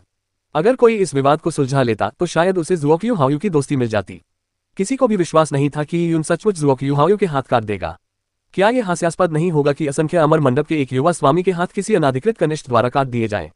उन सभी का मानना था कि यून को बस एक कदम पीछे हटने का बहाना चाहिए था और यह मामला एक बड़े मुद्दे से एक छोटे मुद्दे में बदल जाएगा। मजाक। ये यून हंस पड़ा। उसने धीरे से अपनी अंतरस्थानिक अंगूठी को घुमाया और उसके हाथ में एक मोटी, आरी के दांतों वाली ब्लेड प्रकट हो गई। ब्लेड का आकार बेहद ही भव्य था। ऐसा लग रहा था मानो इसे गिलोटिन ब्लेड से बनाया गया हो। ये कुछ ऐसा था जो ये यून को अपने अंतरस्थानिक रिंग में अनायास ही मिल गया था। हालांकि ब्लेड की गुणवत्ता कोई खास नहीं थी, लेकिन उसका डिजाइन ही काफी प्रभावशाली था। जुओक्यू हाओयू ये देखकर घबरा गया कि ये यून सचमुच में मौजूद है। ये यून, क्या तुम सचमुच इस मामले को अंत तक ले जाना चाहती हो? सब कुछ दांव पर लगाना चाहती हो? सब कुछ दांव पर लगा दो। क्या तुम्हें लगता है कि तुम इसके लायक हो? ये यून ने जुओक्यू हाओयू के पास आते हुए ठंडी सी आवाज में कहा। छठे दादा। जुओक्यू हाओयू ने जुओक्यूबो से मदद की गुहार लगाई। जुओक्यूबो ने थोड़ा सा माथा सिकोड़ा। जुओक्यू हाओयू उनका एक कनिष्ठ शिष्य था जिसे वे बहुत सम्मान देते थे। हालांकि उन्हें लगा कि एक कनिष्ठ शिष्य की ओर से पैरवी करना उनके लिए अपमानजनक होगा। हालांकि वह बेहद अनिच्छुक था, फिर भी उसने कहा, मेरे युवा मित्र ये यून, मेरे पोते द्वारा आपको नाराज करना उचित नहीं था, लेकिन क्या आप मेरी वजह से सुलह कर सकते हैं? यदि आप ऐसा करेंगे तो अमर मंडप इसे याद रखेगा। तुम्हारे कहने पर ये यून हंसा। मुझे तो आज ही तुम्हारे बारे में पता चला है। मैं तुमसे कृपा क्यों मांगूंगा? मैं तुमसे ये पूछता हूँ, अगर आज मेरी हार हो जाए और तुम्हारा पोता मेरे हाथ काट डाले तो क्या तुम आगे आकर मेरे लिए बोलोगे, पुराने झगड़े भुला दो जैसी बातें कहोगे? ये यून ने अपने व्यंग्यात्मक लहजे में कोई कसर नहीं छोड़ी। जुओक्यूबो का चेहरा सख्त हो गया। उसने कभी उम्मीद नहीं की थी कि उसके जैसा व्यक्ति, जो मायरीड सिटी का शीर्ष रसायनज्ञ और मायरीड इमोर्टल पवेलियन का आया है, एक कनिष्ठ व्यक्ति द्वारा पूरी तरह से अपमानित किया जाएगा। बहुत खूब, शाबाश। सदियों से ही वीर बनने की शुरुआत कम उम्र में ही हो जाती है। जोश युवाओं का अच्छा गुण है, लेकिन ये घातक मुसीबत को न्योता भी दे सकता है। कभी कभी ढील देना सीखो वरना इसके परिणाम भुगतने पड़ेंगे, जुओक्यूबो ने गंभीर स्वर में कहा। उसी क्षण नगर स्वामी किन जोर से हंस पड़े। हा, चूंकि मास्टर जुओक्यू ने ऐसा कहा है इसलिए हार स्वीकार करने और शर्त के नियमों का पालन करने का समय आ गया है। जैसे ही नगर स्वामी किन ने बोलना शुरू किया उन्होंने धीरे से अपना हाथ हिलाया। अचानक जुओक्यू हाओयू के चारों ओर अंतरिक्ष ढह गया, जिससे एक स्थानिक कारागार बन गया और वो वहीं कैद हो गया। नगर स्वामी किन, आप क्या कर रहे हैं? जुओक्यू हाओयू का चेहरा पीला पड़ गया था, लेकिन वह नगर स्वामी किन के प्रतिबंधों का विरोध कैसे कर सकता था। इसी बीच ये यून एक कदम आगे बढ़ चुका था। उसकी तलवार चमक उठी। वाह! जुओक्यू हाओयू की दर्दनाक चीख सुनाई देने से पहले ही तलवार ने शून्य को चीर दिया। उसकी भुजाएं ऊपरी बांह से अलग हो गईं, जिससे ताजा खून फैल गया। इसके बाद ये यून ने शुद्ध यांग ज्वाला की एक हल्की सी लो को हवा में उछाला और उसे सीधे हवा में भेज दिया ताकि वह कटे हुए हाथों को भस्म कर ले। हूँ। शुद्ध यांग ज्वालाएं तेजी से जल उठी और कुछ ही सेकंड में जुओक्यू हाओयू की कटी हुई भुजाएं जलकर राख हो गईं। क्योंकि शर्त में एक जोड़ी भुजाएं दांव पर लगी थी, इसलिए ये यून ने स्वाभाविक रूप से यह सुनिश्चित किया कि जुओक्यू हाओयू उन्हें वापस न पा सके, वरना उन्हें काटने का कोई मतलब नहीं था। असंख्य अमर मंडप की क्षमताओं के साथ भुजाओं की एक जोड़ी को फिर से जोड़ना बेहद आसान था। हालांकि अगर भुजाएं नष्ट हो गईं तो उन्हें फिर से उगाना मुश्किल होगा। कटे हुए अंगों को फिर से उगाने वाली बहुमूल्य सामग्रियां बहुत महंगी थीं। अमरता मंडप शायद एक युवा गुरु के लिए इतनी कीमत न चुकाए, और अगर वे कीमत चुका भी दें तो जो भुजाएं फिर से उगेंगी वे नियमों और युआनची से पुष्ट नहीं होंगी। वे पहले की भुजाओं से कहीं अधिक कमजोर होंगी। उन्हें शुरू से ही प्रशिक्षण देना होगा। ये वास्तव में किसी के मार्शल मार्ग को आंशिक रूप से बाधित करने जैसा था। जुओक्यू हाओयू ने अपनी कटी हुई भुजाओं को राख में बदलते देखा। उसे ऐसा लगा जैसे उसके दिमाग पर बेरहमी से मुक्का मारा गया हो, जिससे उसका पूरा शरीर सुन्न पड़ गया था। महज कुछ ही सेकंड में वह एक उच्च पदस्थ युवा मालिक से अर्धविकलांग व्यक्ति बन गया। मेरी बाहें। अपनी भुजाओं के अपंग होने के कारण अमरता मंडप में उसकी स्थिति में भारी गिरावट आ सकती थी। यह भी संभव था कि अमरता मंडप उसके जैसे आधे अपंग व्यक्ति को उसकी भुजाओं को फिर से उगाने के लिए कोई खजाना न देता। जुओक्यू हाओयू ने अपनी आंखों में तीव्र हत्या का भाव लिए ये यून को घूर कर देखा। हालांकि ये यून ने इसे नजरअंदाज कर दिया। मेरे युवा मित्र, ये यून, तुम सचमुच निर्णायक हो। क्या तुम्हें डर नहीं लगता कि तुम असंख्य अमर मंडप को नाराज कर दोगे? नगर स्वामी किन ने हंसते हुए कहा, और उनकी युवांची ऊर्जा की गूंज ये यून के कानों में सुनाई दी। ये यून ने सिर हिलाते हुए कहा, मैं स्वाभाविक रूप से मायरीड सिटी के गुटों को नाराज करने से बचना चाहता हूँ। हालांकि मुझे कम से कम 3 साल तक मायरीड सिटी में रहना होगा। मैं तभी हमला करूंगा जब मुझ पर हमला होगा, लेकिन अगर मैं हमेशा चुपचाप सहता रहूं और हार मान लूं तो लोग मुझे आसानी से दबने वाला व्यक्ति समझेंगे। अगर ऐसा हुआ तो मेरी मुसीबतें और बढ़ जाएंगी। ये यून भली भांति जानता था कि आने वाले 3 वर्षों में वह मायरीड सिटी में हलचल मचा देगा। केवल उसका यून शिनलॉफ्टी कई चिकित्सा क्लिनिकों के कारोबार और हितों को प्रभावित करेगा। यदि उसे आसानी से धमकाया गया तो उसे देर सवेर अपने अधीन कर लिया जाएगा।